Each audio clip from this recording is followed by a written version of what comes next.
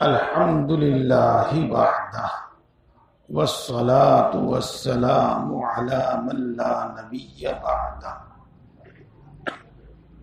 اما بعد فاعوذ باللہ من الشیطان الرجیم بسم اللہ الرحمن الرحیم لا اکراہ فی الدین قد تبین الرشد من الغی فمن یکفر بالطاغوت ویؤمن باللہ فقد استمسک بالعروۃ الوثقی لا انفصام لها ان اللہ سمیع علیم اللہ ولی الذین آمنوا یخرجہم من الظلمات الی النور والذین کفروا اولیاؤہم الطاغوت یخرجونہم من النور الی الظلمات اولئک اصحاب النار ہم فیہا خالدون صدق اللہ العظیم۔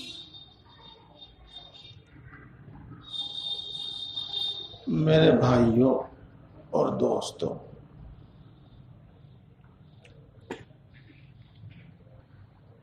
جب آگ کا انگارہ ریت میں دبا دیا جاوے، مٹی میں دبا دیا جاوے تو کچھ دیر کے بعد بجھ جاتا ہے، ختم ہو جاتا ہے۔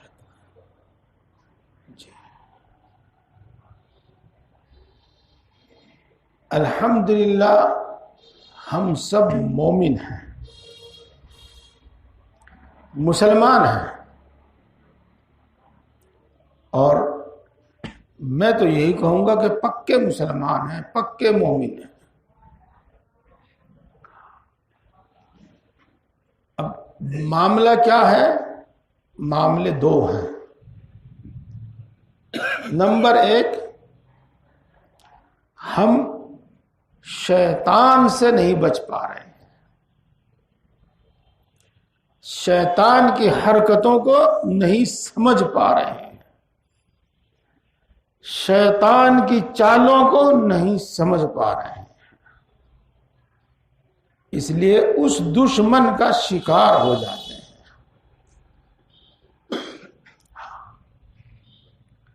ہم نے اپنے نفس کو نہیں پہچانا، نفس کیا بلا ہے، ہم اس کا شکار ہو جاتے ہیں۔ ایسا ہی دشمن ہمارا شیطان اور ایسا ہی دشمن ہمارا نفس، ہم ان دشمنوں کا شکار ہو جاتے ہیں۔ اس کے ساتھ ساتھ کچھ دین سے ناواقفیت بھی ہے۔ ہم بہت کچھ جانتے ہیں، الحمدللہ بعض تقریر سنتے رہتے ہیں، کتاب سنتے رہتے ہیں، لیکن اس کے باوجود بھی ہمیں دین کو جاننے سمجھنے کی ضرورت ہے۔ تو دین سے ناواقفیت بھی کچھ سبب ہے اس کا، اور نفس و شیطان تو ہمارے پیچھے پڑے ہوئے ہیں ہی پہلے ہی دن سے۔ تو دوستو، اس آیت شریفہ میں جو بتایا گیا ہے میں وہ سمجھانے کی کوشش کروں گا، اس کا ترجمہ آپ کو بتاؤں گا، اس کی تفسیر آپ کو بتاؤں گا، اور انشاءاللہ آپ ان دونوں باتوں سے نکل جائیں گے۔ دین کی بات بھی آپ کو معلوم ہو جائے گی، اور نفس و شیطان کس طرح سے ہمیں بہکاتا ہے، کس طریقے سے ہماری راہ مارتا ہے، اس کا بھی پتہ چلے گا، اس کا بھی پتہ چلے گا۔ اس کے ساتھ ساتھ اسلام کی عظمت، اسلام کی قدر و قیمت بھی ہمیں معلوم۔ اللہ رب العزت اس آیت شریفہ میں یہ ارشاد فرماتے ہیں لا اکراہ فی الدین، دین میں کوئی زور زبردستی نہیں ہے. قد تبین الرشد من الغی، رسول اکرم محمد مصطفیٰ صلی اللہ علیہ وسلم کے دنیا میں تشریف لانے سے اور قرآن پاک کے نازل ہونے سے صحیح راستہ، سیدھا راستہ اور غلط راستہ اور ٹیڑھا میڑھا راستہ لوگوں کو خوب اچھی طرح معلوم ہو گیا ہے. گمراہی کیا ہے، ہدایت کیا ہے، خوب واضح ہو گیا ہے، صاف ہو گیا ہے. غلط راستہ کیا ہے، صحیح اور سیدھا راستہ کیا ہے، وہ خوب معلوم ہو گیا ہے لوگوں کو. قد تبین الرشد من الغی کا مطلب یہی ہے میرے دوست. کوئی زور زبردستی دین کے اندر نہیں ہے، چونکہ ہدایت اور گمراہی خوب کھول کر بیان کر دی گئی ہے. آگے چلنے سے پہلے میں آپ کو ایک بات بتاؤں. میں تو یہ سمجھتا تھا کہ جاہل ہندو، متعصب ہندو ہی یہ بات کہتے ہیں، لیکن میں نے پارلیمنٹ کے بیان میں ایک صاحب کا یہ بیان سنا، پارلیمنٹ کا جو اس نے بھاشن دیا اس میں بیان سنا. اس سے میں سمجھا کہ یہ تو ان کا عقیدہ ہو گیا ہے، یہ تو ان کی تاریخی کتابوں میں لکھ دیا گیا ہے. کیا کہ اورنگزیب ایک من جنو اپنے سامنے رکھوا کر جب کھانا کھاتا تھا. جی اس کا مطلب سمجھے آپ؟ یعنی اتنے ہندوؤں کو مروا کر یا اتنے ہندوؤں کو مسلمان بنا کر وہ کھانا کھاتا تھا کہ ان کے اگر جنیں اور دھاگوں کا وزن کیا جاوے تو وہ ایک من ہو جائے. من تو آپ جانتے ہوں گے 40 کلو کو کہے، 40 کلو میں کتنے دھاگے چڑھیں گے اندازہ لگاؤ. 1000 2000 کتنے چڑھیں گے دھاگے؟ ہاں اگر اتنے ہندو روزانہ مارے جاتے تو ہندوؤں کا بیج بچتا ہندوستان میں؟ بالکل بھی نہیں بچے تھا. ایک تو بات یہ، اور ایک اب آ جاؤ دوسرے حساب سے. مذہبی آدمی تو اسی کو کہتے ہیں جو مذہب کی بات پر عمل کرے. جب اورنگزیب اتنا مذہبی تھا تو کیا وہ قرآن شریف کے خلاف کرے گا؟ نہیں کرے گا جب وہ مذہبی آدمی. اور قرآن پاک یہ کہتا ہے کہ دین کے اندر کوئی زور زبردستی نہیں ہے، اور کسی کو زور زبردستی مسلمان بنایا بھی نہیں جاتا. بالکل صحیح بات ہے. اور ماشاءاللہ ہم تو اس بات کو بہت آسانی سے سمجھ جائیں گے. جو شخص زبان سے کلمہ پڑھے اور دل سے اس کا یقین نہ رکھے اس کو کیا کہتے ہیں؟ منافق. تو زور زبردستی منافقین کی جماعت تو تیار کی جا سکتی ہے، مسلمانوں کی جماعت نہیں تیار کی سکتی، مسلمان نہیں بنایا جا سکتا. یہ غلط بات ہے، غلط. اور یہ خاص طور سے میں نے اس لیے بتائی کہ بہت سارے ہمارے بھولے بھالے مسلمان بھی اس قسم کی باتوں کا شکار ہو جاتے ہیں. جھوٹے سچے اس طرح کے جب واقعات بیان کیے جاتے ہیں تو وہ بھی سچ مان لیتے ہیں. کچھ ہمارے سادہ لوگ جوش میں آ کے ایسا ویسا کوئی واقعہ بیان کر دیتے ہیں تو ہمارے سننے والے سمجھتے ہیں کہ فلاں مولوی صاحب نے بھی ایسی کچھ بات کہی تھی. دوستو ایسا کچھ نہیں. اسلام کی، مسلمانوں کی کسی کافر سے، کسی مشرک سے کوئی دشمنی نہیں ہے، اس پر اسلام پیش کیا جا سکتا ہے، وہ غور کرے، سمجھ میں آوے قبول کر لے، پسند آوے قبول کر لے، نہ پسند آوے نہ قبول کرے، کوئی زور زبردستی نہیں، کوئی زور زبردستی نہیں۔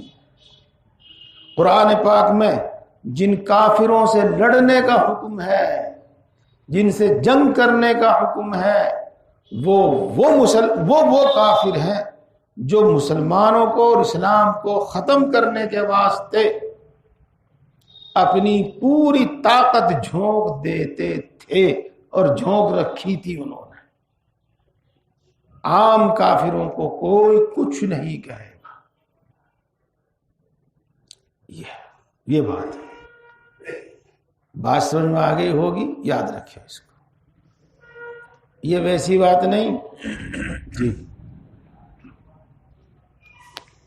تبلیغی نصاب ہے یہاں، وہ اصلاحی نصاب نہیں ہے؟ اچھا، آپ کے پاس بھی نہیں ہے اصلاحی نصاب؟ اچھا ایک کتاب ہے اصلاحی نصاب، یہاں رکھی رہتی ہے، پڑھتے ہیں مول صاحب اس کو، دیکھو اس میں بھی لکھا ہوا ہے، اور میں اس کا حوالہ آپ کو اس لیے دے رہا ہوں تاکہ آپ بآسانی اس کو دیکھ سکیں۔ میں کسی ایسی بڑی کتاب کا حوالہ دوں جس تک آپ کی رسائی نہ ہو، جس کا نام بھی آپ کو یاد نہ رہے، جو آپ کو مل نہ سکے، تو اس سے کوئی فائدہ نہیں۔ دیکھو، جو کافر مشرک مسلمانوں کے ملک میں رہتا ہے یا مسلمانوں کے غلبے والی آبادی میں رہتا ہے اور مسلمان حکومت، اسلامی حکومت یا مسلمان اس کو ستائے گا اور وہ اپنی کمزوری کی بنا پر دنیا میں عدالت سے بھی چارہ جوئی کر کے انصاف حاصل نہیں کر پائے گا۔ میری پوری بات سمجھ گئے؟ جس کو ہم تھوڑے سے لفظوں میں یوں کہہ سکتے ہیں کہ جس کافر مشرک پر مسلمان ظلم کرے گا تو میدان حشر میں خود رسول اللہ صلی اللہ علیہ وسلم اس کی طرف سے، کس کی طرف سے؟ اس مشرک کی طرف سے، اس کافر کی طرف سے، مسلمانوں کے ملک میں رہنے والے کافر مشرک کی طرف سے، جس کو ذمی کہا جاتا ہے۔ ذمی کا مطلب بھی بتاؤں گا، چلو ابھی بتا دوں۔ ذمی اس کو کہتے ہیں جس کی جان مال کی حفاظت کی ذمہ داری مسلمانوں کی ہے، اس کو کہتے ہیں ذمی۔ جی ہاں، تو اس کی طرف سے اللہ کے رسول صلی اللہ علیہ وسلم اللہ کے حضور میں دعویٰ پیش کریں گے کہ فلاں خلیفہ نے، فلاں بادشاہ نے یا فلاں شخص نے اس پر ظلم کیا، اللہ آج اس کو انصاف دلا۔ بات صرف دنیا کی نہیں، یہ میدان حشر کی بات ہے، میدان حشر میں ہوگا ایسا۔ جی میں نے بات سمجھانے کے واسطے کچھ زیادہ الفاظ استعمال کیے، ورنہ کم لفظوں میں یہ ہے کہ جو مسلمان ہمارے ایریے، جو کافر مشرک ہمارے ایریے میں رہتا ہے یا ہماری حکومت میں رہتا ہے، اس پر اگر کوئی ظلم کرتا ہے اور اس کو دنیا میں انصاف نہیں ملا، اپنی طاقت کی بنا، اس کے کمزوری کی بنا پر اس کو دنیا میں انصاف نہیں ملا، تو میدان حشر میں رسول اکرم صلی اللہ علیہ وسلم سے، رسول اللہ صلی اللہ علیہ وسلم اس کی طرف سے اللہ کے حضور میں مقدمہ دائر کریں گے۔ دیکھو، سمجھو اس بات کو، کیا باتیں پھیلائی جا رہی ہیں، کیا کہا جا رہا ہے۔ وہ تو کریں گے جو کچھ کریں گے، لیکن ہمیں افسوس اپنوں کا ہوتا ہے کہ وہ پوری بات جانتے نہیں، آدھی ادھوری باتوں کی بنا پر ان کی باتوں کو صحیح مان لیتے ہیں۔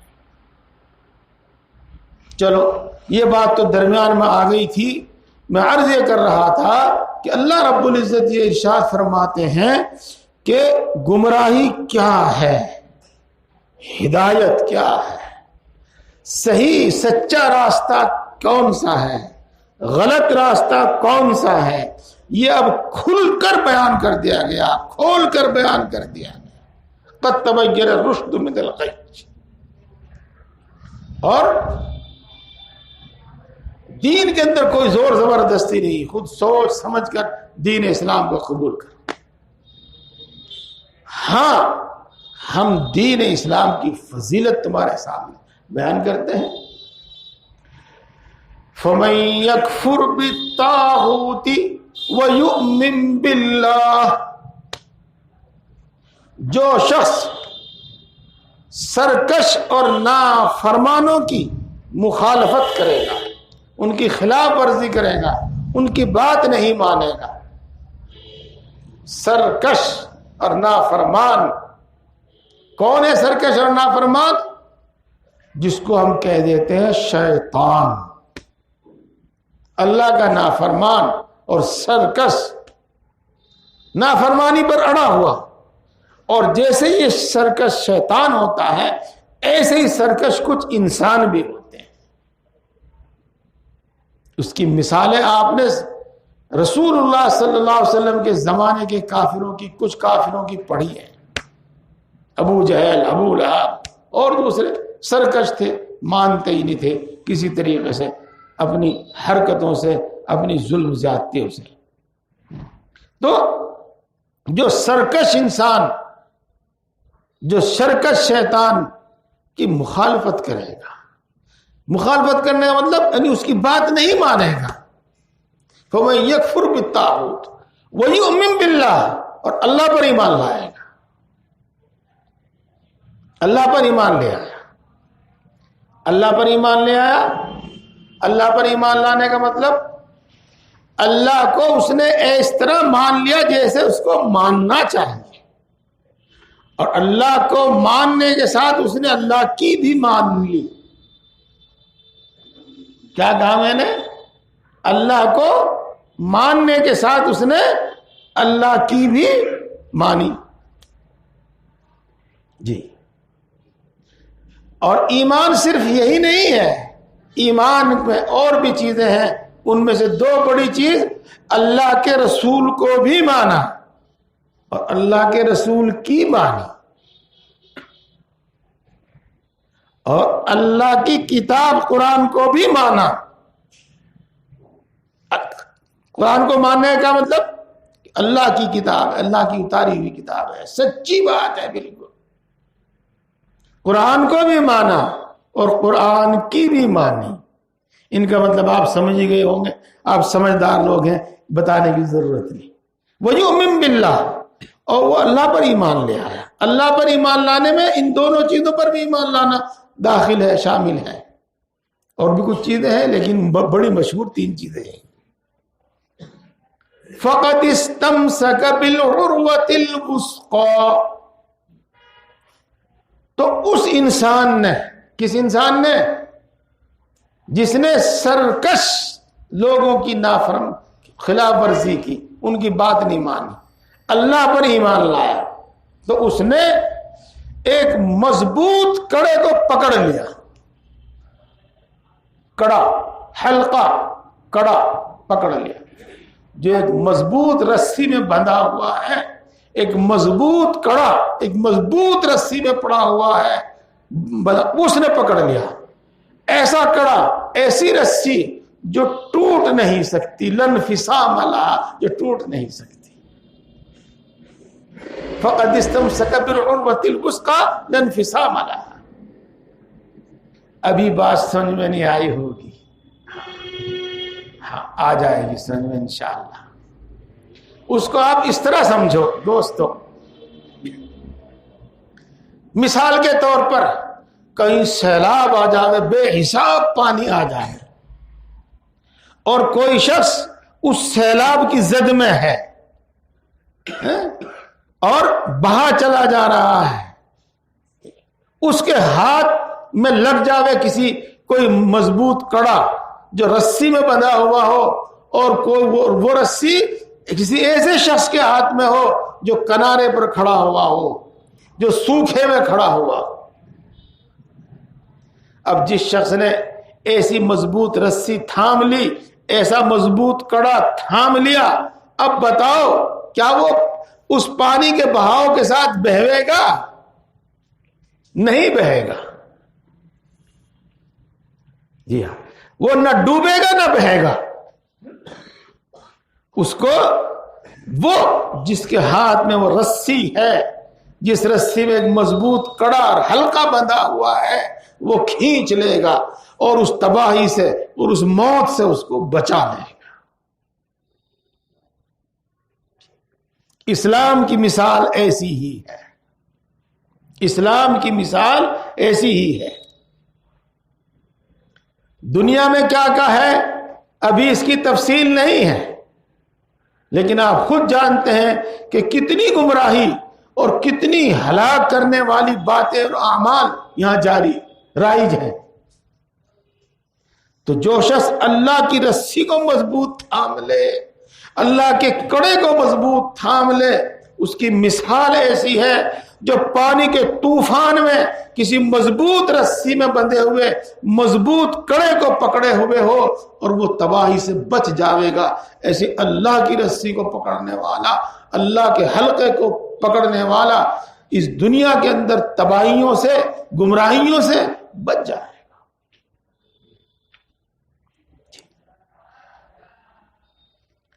دوسری مثال بھی لو، بات تو یہی کافی ہے لیکن ایک دوسری مثال بھی لو۔ ایک گہرے کنویں میں، ایک گہرے گڈھے میں کوئی شخص پڑ گیا، گر گیا، اب کیسے نکلے گا؟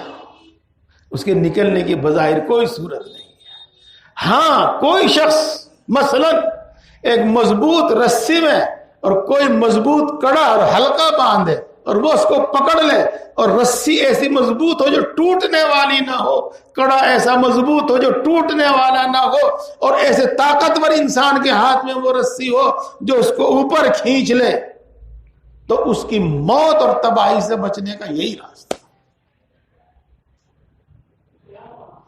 اسلام ایسا ہی ہے، اسلام ایسا ہی ہے۔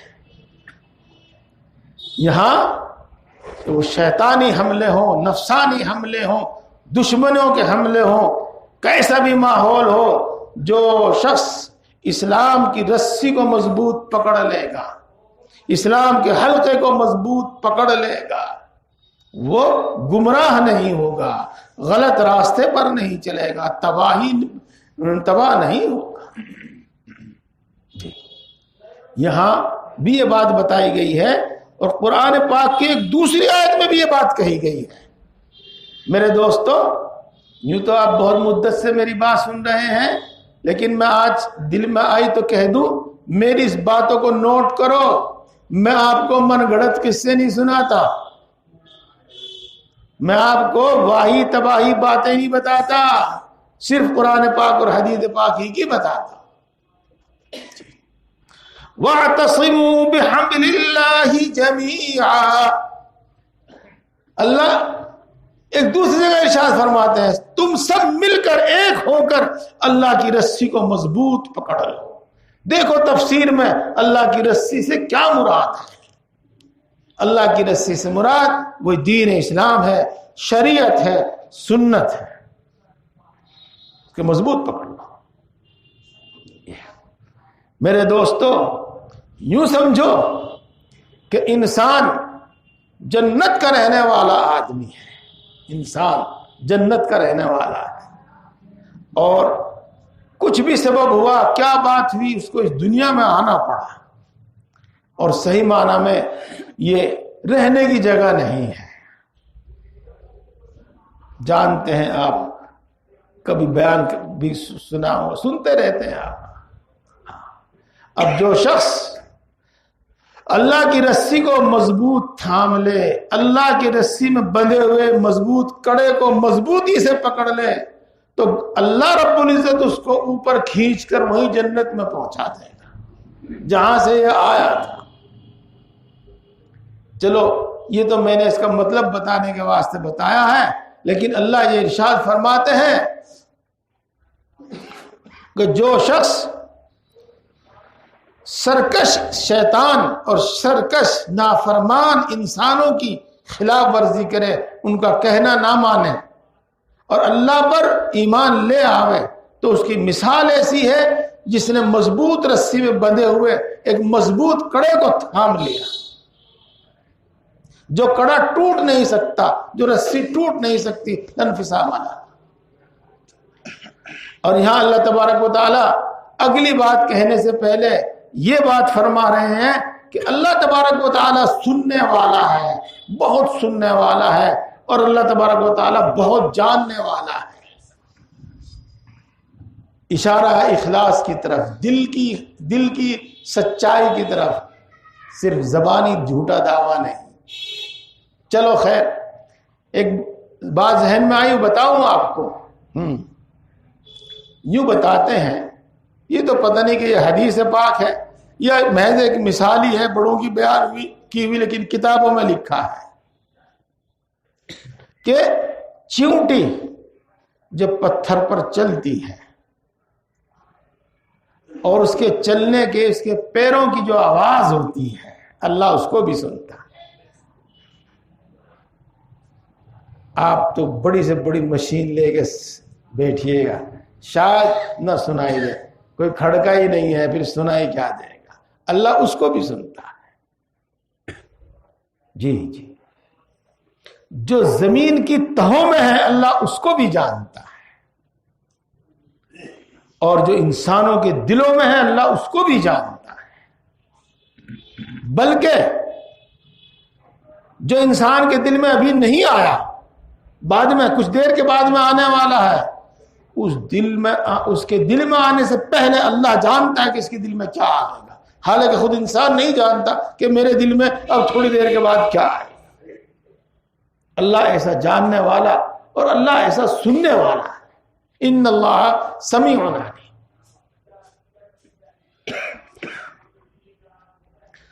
اللہ ولی الذین آمنوا، واہ واہ، کتنا پیارا جملہ ہے۔ سنو میرے دوستو، اللہ ایمان والوں کا دوست ہے، اللہ ایمان والوں کا دوست ہے۔ اللہ ولی الذین آمنوا یخرجہم من الظلمات الی النور۔ اللہ رب العزت اپنے دوستوں کو، مومنین کو، اندھیروں سے نکال کر روشنی کی طرف لاتا ہے، اندھیروں سے نکال کر روشنی میں لاتا ہے۔ یخرجہم من الظلمات الی النور۔ اللہ اپنے دوستوں کو، مومن بندوں کو، اپنے دوستوں کو اندھیرے سے نکال کر، اندھیروں سے نکال کر روشنی میں لاتا ہے۔ والذین کفروا اولیاؤہم الطاغوت، اور کافروں کے دوست سرکش لوگ ہیں، نافرمان، پکے نافرمان، سرکش۔ وہ شیطان بھی ہے اور انسان بھی ہے۔ یخرجونہم من النور الی الظلمات، اور وہ سرکش شیطان اور وہ سرکش انسان ان کو روشنی سے نکال کر اندھیروں میں لے جا رہے ہیں، اندھیروں کی طرف دھکے دے رہے ہیں۔ یخرجونہم من النور الی الظلمات، روشنی سے نکال کر، اجالے سے نکال کر اندھیروں میں لے جا رہے ہیں۔ اللہ اکبر، اللہ اکبر۔ میرے دوستو، آپ سمجھ گئے؟ مجھے پورا یقین ہے آپ سمجھ گئے۔ نور سے کیا مراد ہے؟ نور سے مراد ہے اللہ کا وہ علم جو اللہ نے اپنے علم میں سے ہمیں دیا ہے۔ اللہ اکبر، اللہ اکبر۔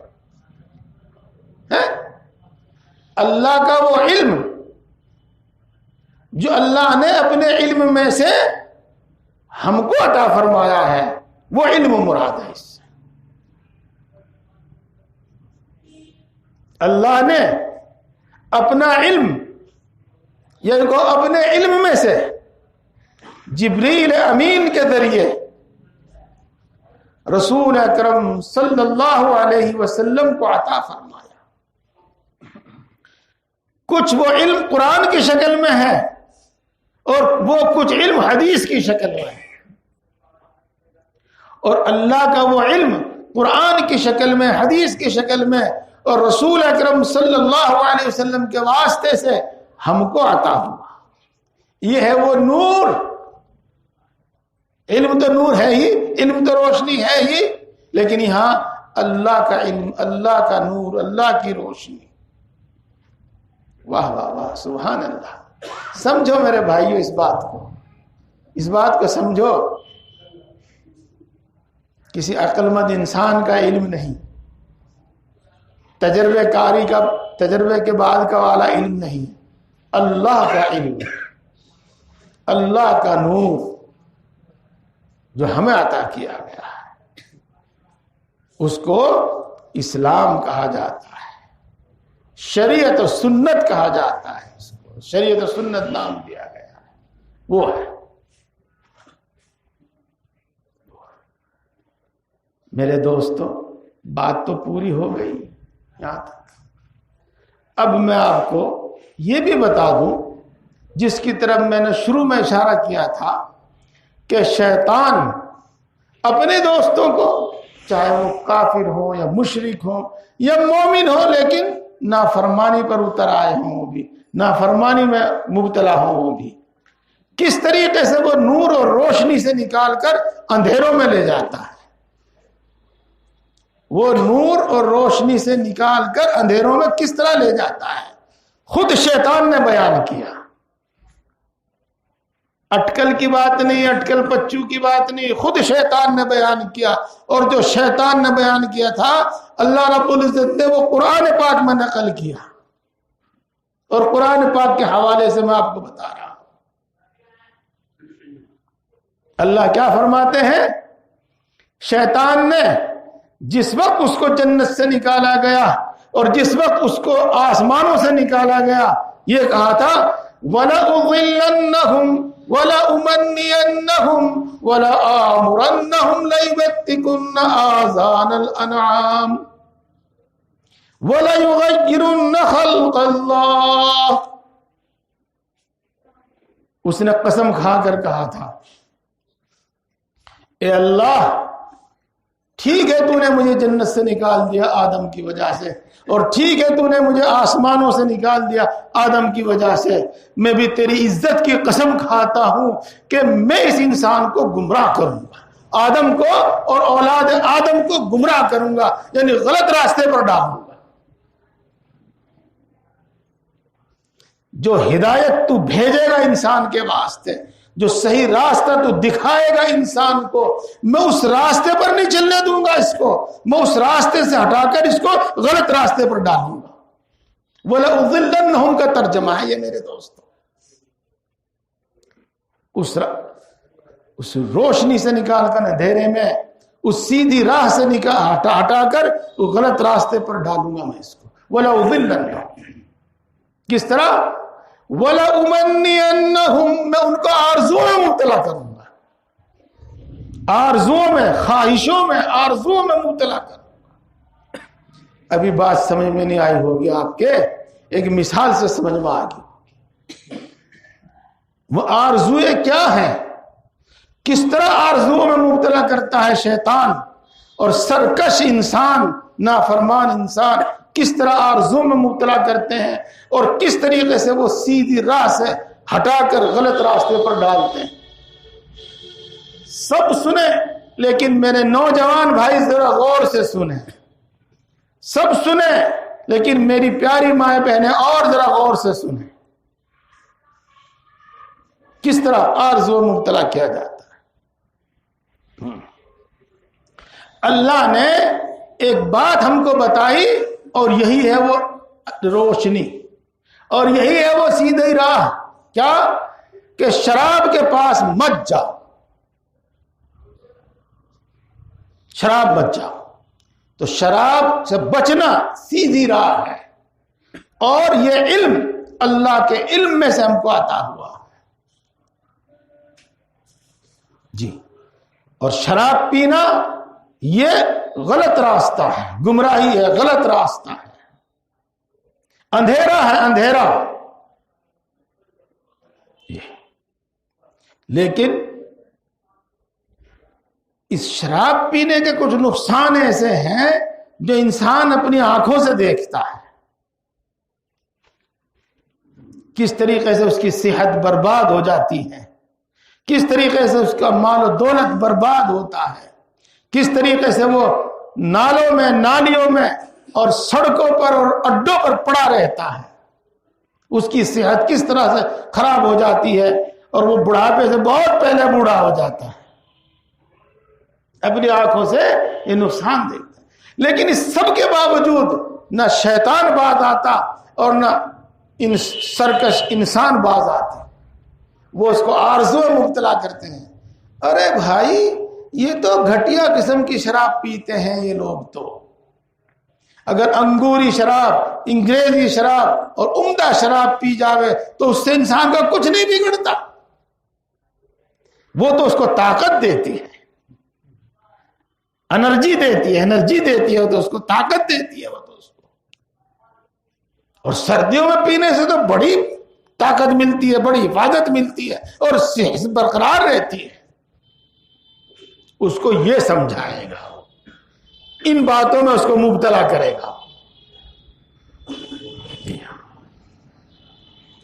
اچھا چلو وہ طاقت دیتی ہے اور گرمی جسم کے اندر بناتی ہے، غم دور کرتی ہے، چلو ٹھیک. لیکن جب نشہ ہوتا ہے تو آدمی سڑکوں پر اڈوں پر کہاں کہاں پڑا رہتا ہے. ارے تم اس وقت کیوں پیتے ہو؟ تم تو رات کو بستر میں لیٹ کر پیو، میٹھی نیند آوے گی، اپنا کام کرے گی، اور کوئی سڑکوں پر بھی تم لڑکھڑاتے نہیں پھرو گے. یہ ہیں وہ آرزویں، یہ ہے وہ غلط راستہ، یہ ہے وہ. اس طریقے سے وہ ان کو مبتلا کرتا ہے. پھر نتیجہ کیا ہوتا ہے؟ نتیجہ یہ ہوتا ہے کہ وہ کتنی بھی احتیاط سے کم استعمال کرے، کیسی بھی بڑھیا شراب استعمال کرے، لیکن بہرحال جلدی نہیں تو دیر سے اس کا نتیجہ اس کو ضرور بھگتنا پڑتا ہے. یہ ہے آرزو میں مبتلا کرنا، سیدھی راہ سے بھٹکانا. اس طرح بھٹکاتا ہے وہ سیدھی راہ سے، اس طرح وہ آرزو میں مبتلا کرتا ہے. جو اس کے نقصان ہیں ان کو نگاہ سے بالکل دور ہٹا دیتا ہے، ان کو انسان کے ذہن سے بالکل نکال دیتا ہے. وہ یہ نہیں جانتا اور یہ دماغ میں آنے بھی نہیں دیتا، اور انسان شیطانی اثر سے اور نفسانی اثر سے مانتا بھی نہیں ہے اس بات کو. ارے شراب کی خاصیت یہ ہے کہ جو ایک بوند پیوے گا تو وہ ایک گھونٹ پینے لگے گا، اور جو ایک گھونٹ پیوے گا وہ ایک گلاس پینے لگے گا، اور جو ایک بار پیوے گا وہ 4 بار پینے لگے گا. اپنے اوپر کنٹرول نہیں کر سکتا وہ. یہ سب باتیں اس کے دماغ سے، اس کے ذہن سے غائب کر دیتا ہے، اور اس کی تھوڑی سی جو کچھ انسان کی نظر میں بھلائی اور فائدہ ہے وہ اس کی نگاہ میں. اس طریقے سے وہ آرزو میں مبتلا کرتا ہے. اور میرے دوستو اس طریقے سے وہ سیدھی راہ سے بھٹکا کر غلط راستے پر ڈالتا ہے، غلط راستے پر ڈالتا ہے. میرے نوجوان بھائی ضرور سنیں، اور میرے نوجوان بھائی ایسی صحبت سے ضرور بچیں، ایسے لوگوں سے ضرور بچیں. یہ مت سمجھنا کہ ہم ان کے اثر میں نہیں آویں گے، ان کے بہکاوے میں نہیں آویں گے، یہ مت سوچنا. اگر ایسا ہوتا تو اللہ اس بری صحبت سے منع نہ کرتا. اگر ایسا ہوتا تو ان سرکش لوگوں کی نافرمانی کا اللہ میں حکم نہ دیتا. بہرحال اس کو ضرور سنیں.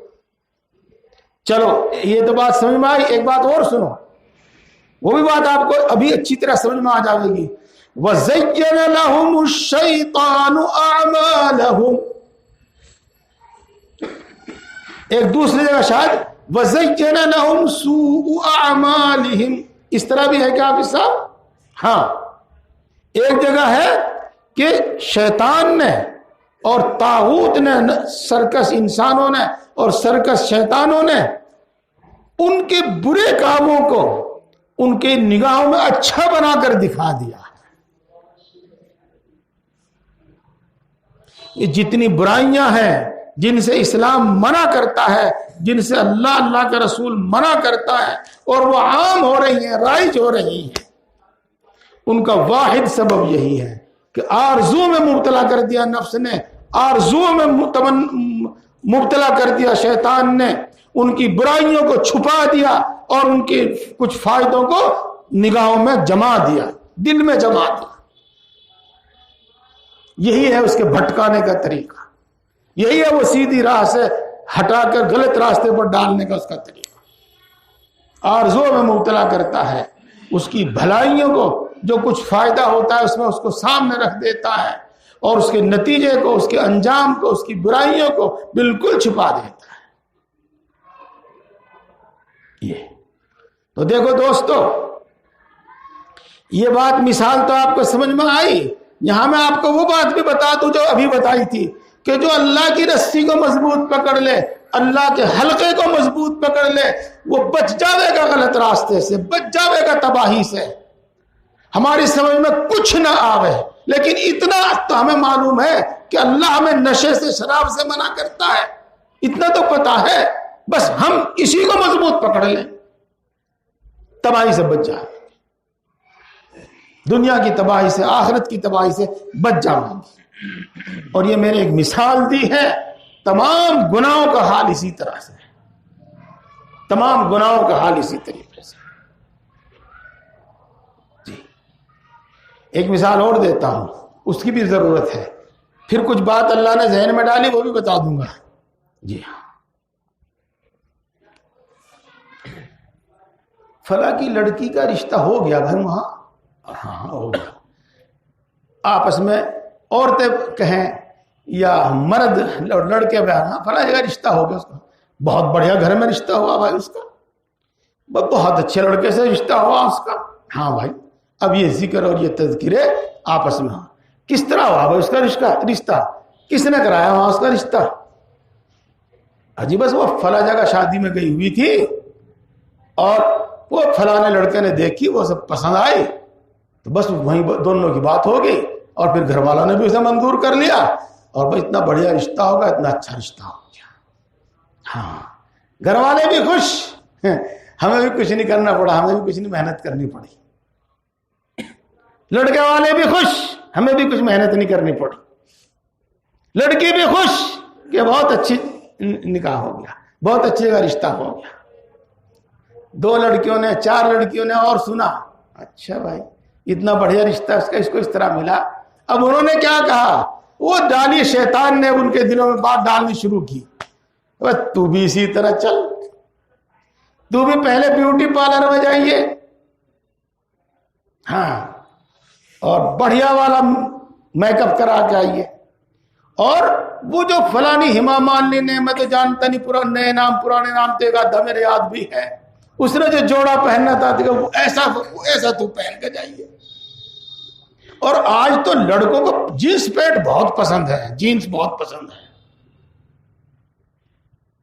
بس اب روپٹے کا کوئی سوال نہیں، بالوں کے 2 حصے نہیں 3 حصے، ایک کمر پر اور 2 چھاتی پر، روپٹے کا کوئی سوال نہیں. اور کس طریقے سے آج اس نے اتنی ہمت، اتنی جرات کیوں کی؟ اس نے اپنی خاندانی روایت کیوں توڑ دی؟ اس نے اللہ کے حکم کو کیوں توڑ دیا؟ وہی شیطان نے جو آرزویں دل میں ڈال دی ہیں کہ تیرا بھی رشتہ کسی اچھی جگہ، اچھے گھرانے میں ہو جائے گا، اور یہاں ہو جائے گا، وہاں ہو جائے گا. جی یہاں یہ ہے وہ زین لہم الشیطان اعمالہم، ان برے کاموں کو شیطان نے ان کی نگاہ میں اچھا کر کے دکھا دیا، آرزوؤں میں مبتلا کر دیا اس کو۔ جی ہاں، اب اللہ معاف کرے میں بدگمانی نہیں کر رہا، ہاں آپ سے اب ہوگی کسی لڑکے سے بات چیت، اب فون پہ بات ہونے لگی اور اب دوستی تک ہو گئی ہے، وہ گرل فرینڈ بوائے فرینڈ تک نوبت پہنچی ہے، اور اب وہ گندی محبت، ناجائز تعلق کو بڑا پیارا نام دیا کہ میں تو اس سے پیار کرتا ہوں، میں تو اس سے پیار کرتی ہوں، یہ پیارا عنوان اس کو دیا گیا۔ اب نوبت کہاں تک پہنچے گی؟ ہم کسی پہ بدگمانی نہیں کرتے، ہاں اتنا ضرور ہے کہ ہم اخبارات میں پڑھتے ہیں کہ اس نے وہ مقدمہ کیا کہ میری اتنے سال تک یہ عصمت دری کرتا رہا اور شادی کا جھانسا دے کر، یہ وہ لڑکا زور زبردستی کرتا ہے کہ میں 10 سال سے، میں 5 سال سے، میں 4 سال سے اس پر اتنے روپے خرچ کر رہا ہوں، میں نے اس کی اسکوٹی لے کر دی، آج یہ شادی سے ناٹ رہی ہے۔ وَزَيَّنَ لَهُمُ الشَّيْطَانُ أَعْمَالَهُمْ لَأُمَنِّيَنَّهُمْ، آرزو میں مبتلا کروں گا میں اس کو۔ میرے دوستو، یہ ہے وہ غلط راستہ جس پر شیطان نے ہمیں ڈالا ہے، یہ ہے وہ غلط راستہ جس پر ہمارے نفس نے ہمیں ڈالا ہے، اور اس طرح ڈالا ہے کہ اس کی 1-2 بھلائی جو ہو سکتی ہے وہ ہماری نگاہ میں جما دی، اس کے تمام نقصانات ہمارے علم سے، ہمارے ذہن سے نکال دیے، ہماری نظر اس فائدے پر ہے بس جو کچھ اس میں ہے۔ اس طرح میرے دوستو وہ بھٹکاتا ہے سیدھی راہ سے، اللہ کے عطا کیے ہوئے علم سے، اللہ کی عطا کیے ہوئے نور سے ہمیں بھٹکا کر اندھیروں میں لے جاتا ہے، غلط راستے پر لے جاتا ہے۔ آپ ماشاءاللہ بہت توجہ سے سن رہے ہیں، میرا دل خوش ہو رہا ہے، میرا دل خوش ہو رہا ہے۔ آپ 1 منٹ کے لیے میری طرف، 1 لمحے کے لیے میری طرف متوجہ ہو جائیں اور اس بات کو نوٹ کر لیں۔ سماجی بگاڑ، معاشرے کا بگاڑ، یہ دین کا بگاڑ ہے، یہ ایمان کا بگاڑ ہے۔ ایمان کے بگاڑ کی شروعات معاشرے کے بگاڑ سے ہوتی ہے، دین کی بگاڑ کی شروعات معاشرے کے بگاڑ سے ہوتی ہے۔ ان کو کم نہ سمجھو، ان کو ہلکا نہ سمجھو، ان برائیوں کو کم نہ سمجھو، ان برائیوں کو ہلکا نہ سمجھو۔ یہ میرے دوستو، ان 2 مثالوں کے بعد آپ کو بات اچھی طرح سمجھ میں آ گئی ہوگی۔ اب اس کے بعد ایک بات سنو، ایک بات اور اللہ نے دل میں ڈالی میرے ابھی، وہ بھی میں آپ تک پہنچاؤں گا۔ اجی مول صاحب، بات تو آپ ساری ٹھیک کہہ رہے تھے، بالکل صحیح کہہ رہے بات، اور جب اللہ کے رسول کی بات ہے پھر تو ٹھیک ہی ہے، پھر تو ٹھیک ہی ہے۔ اجی بس کیا کریں، زمانہ ہی ایسا آ گیا بس، اجی بس کیا کریں، ماحول ہی ایسا ہو گیا ہے۔ یوں ہی کہو بھائی، آپ نہیں کہتے ہوں گے، آپ ایسا کہتے ہوئے لوگوں کو سنتے ہوں گے، کیا کریں، ماحول ایسا ہی ہو گیا ہے۔ اچھا جی، باقی بات تو پھر ہوگی، پہلے قرآن پاک کی بات سناؤں آپ کو میں، پہلے قرآن پاک کی بات سناؤں، پھر اور سادے اور ہلکے الفاظ میں آپ کو اسے سمجھا دوں گا۔ وَقَالَ الَّذِينَ اسْتُضْعِفُوا لِلَّذِينَ اسْتَكْبَرُوا لَوْلَا أَنْتُمْ لَكُنَّا مُؤْمِنِينَ، قرآن پاک کی آیت ہے، کون سے پارے کی ہے؟ 22ویں پارے کی، جی ہاں 22ویں پارے کی قرآن پاک کی آیت ہے۔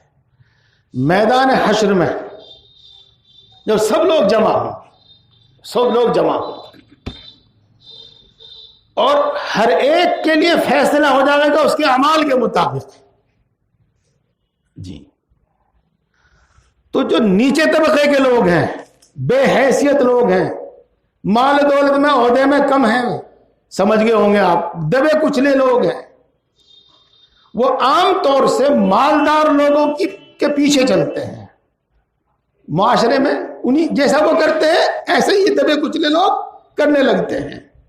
جیسے وہ شادی کریں گے ایسے ہی یہ بھی شادی کریں گے، اور جس طرح کا لباس وہ پہنیں گے اسی طرح کے لباس یہ بھی پہننے لگیں گے، اور جو رسم و رواج وہ کریں گے اسی کو یہ بھی کرنے لگیں گے. یہ ہوگا، ایسا ہوتا ہے، پیچھے چلیں گے. چلو اچھا، اس آیت شریفہ کو یہیں چھوڑ کے ابھی میں آسان لفظوں میں ایک بات بتا دوں آپ کو.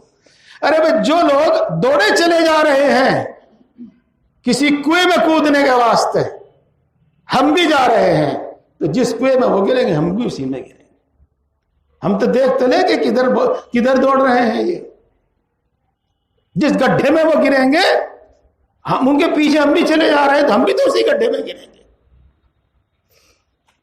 اگر یہ عذر ہے کہ سماج ایسا ہو گیا، ماحول ایسا ہی ہو گیا، ہم کیا کریں، تو جس جہنم میں ان کو جلایا جائے گا ہم بھی اسی جہنم میں جلنے کے لیے تیار ہیں. اور دنیا میں جو نتائج وہ بھگتیں گے وہی ہم بھگتنے کے لیے تیار ہیں.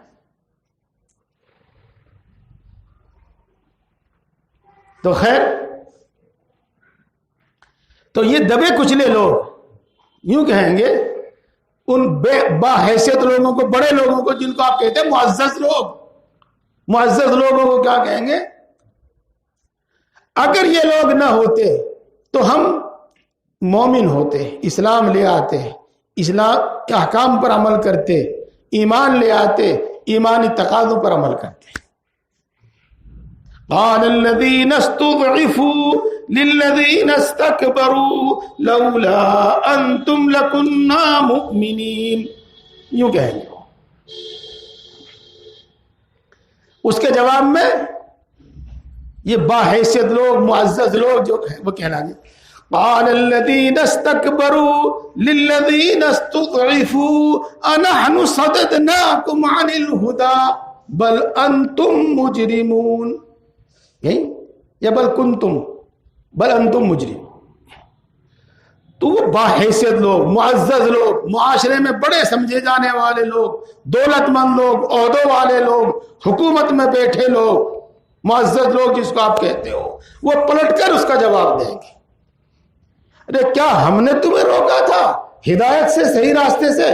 ہم نے روکا تھا تمہیں، ہم نے تمہارا ہاتھ پکڑ کر روکا تھا، ہم نے تمہیں اسے ہاتھ پکڑ کر ہٹا کر غلط راستے پر ڈالا تھا. ظاہر بات ہے کہ ہاتھ پکڑ کر تو کوئی کسی کا زور زبردستی تو کرتا نہیں، ان کا دیکھا دیکھی چلتے ہیں.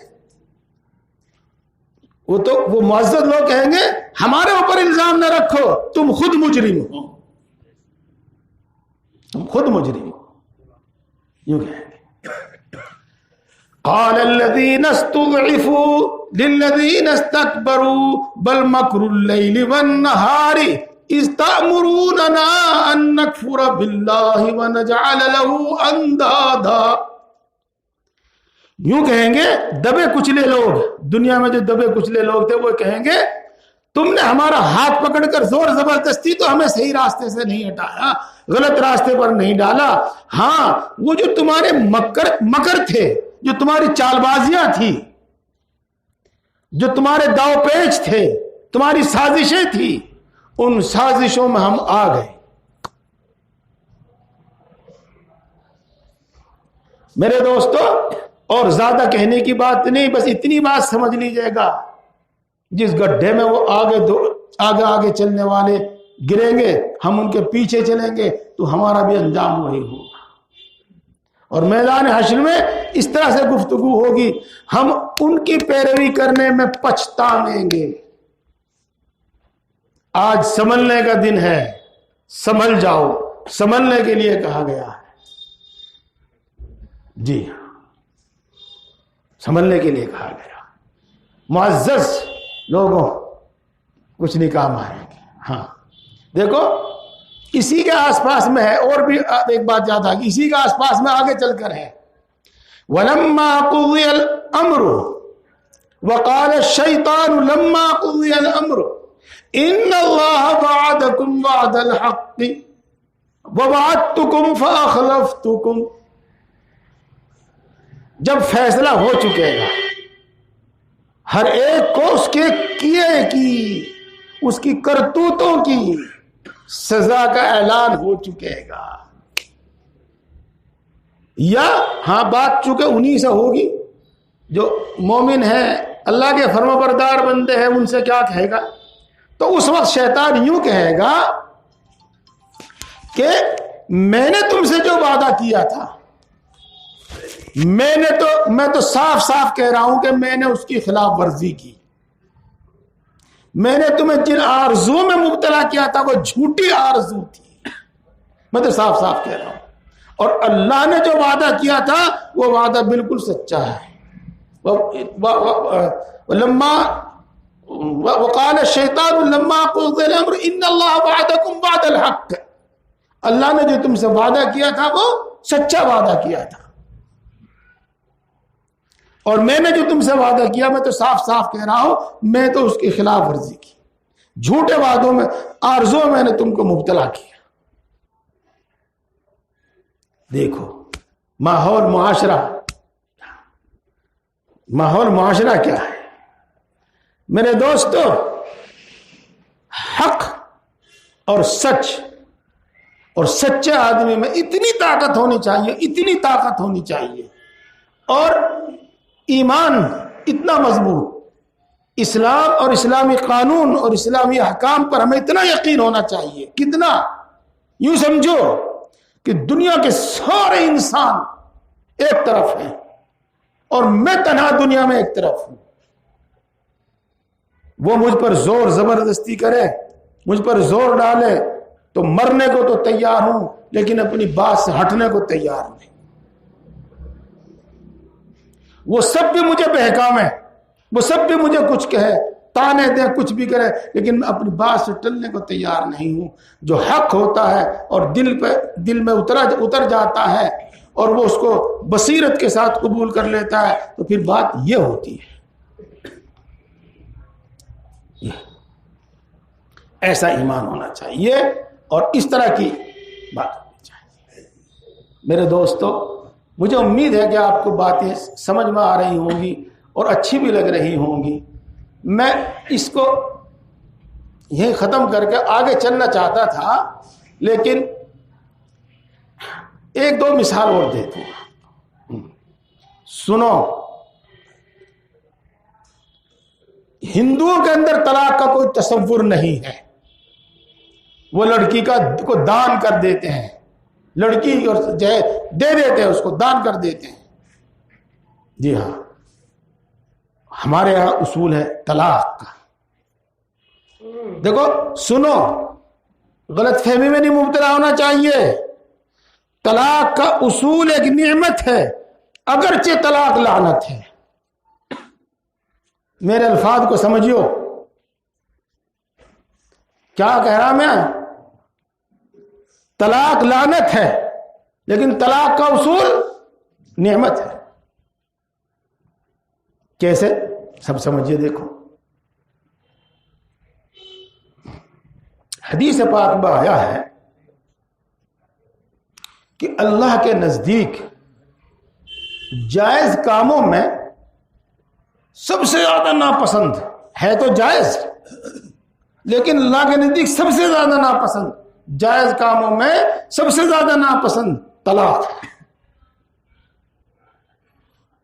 طلاق ہے، اللہ نہیں چاہتا طلاق دو۔ ایک حدیث پاک میں ہی ہے کہ جب ناحق نفسانیت کی بنا پر طلاق دی جاتی ہے تو اللہ کا عرش ہل جاتا ہے،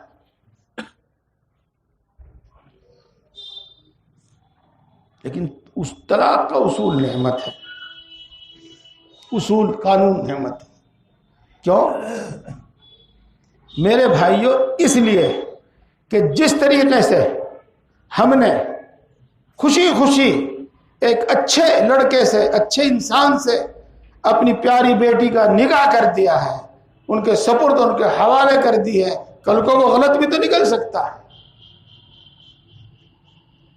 اور وہ لڑکی جو ہمارے یہاں ناز و نعمت میں اور لاڈ پیار میں پلی ہے، کل ایسی زندگی میں مبتلا ہو سکتی ہے جس کو ہم کہیں کہ موت نہ کہیں زندگی۔ کیا ایسا نہیں ہوتا؟ ہوتا ہے۔ اگر طلاق کا اصول نہ ہو تو اس مجبور اور بے کس عورت کا کیا راستہ ہوگا؟ کیا راستہ ہوگا؟ سمجھو بات کو، سمجھو بات کو۔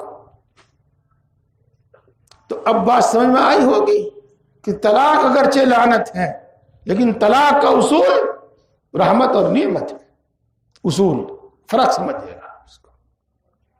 یہاں ایک بات اور سمجھ لو، غلط فہمی میں مبتلا ہیں۔ میں خوب اچھی طرح لوگوں سے اکثر و بیشتر میرا واسطہ رہتا ہے، ان کی بات، اپنا دکھ درد، اپنی تکلیف بتاتے رہتے ہیں، تو میں خوب سمجھ رہا ہوں جی ہاں کہ نادانی اور دین سے ناواقفیت ہماری مشکلوں کا ایک بڑا سبب ہے۔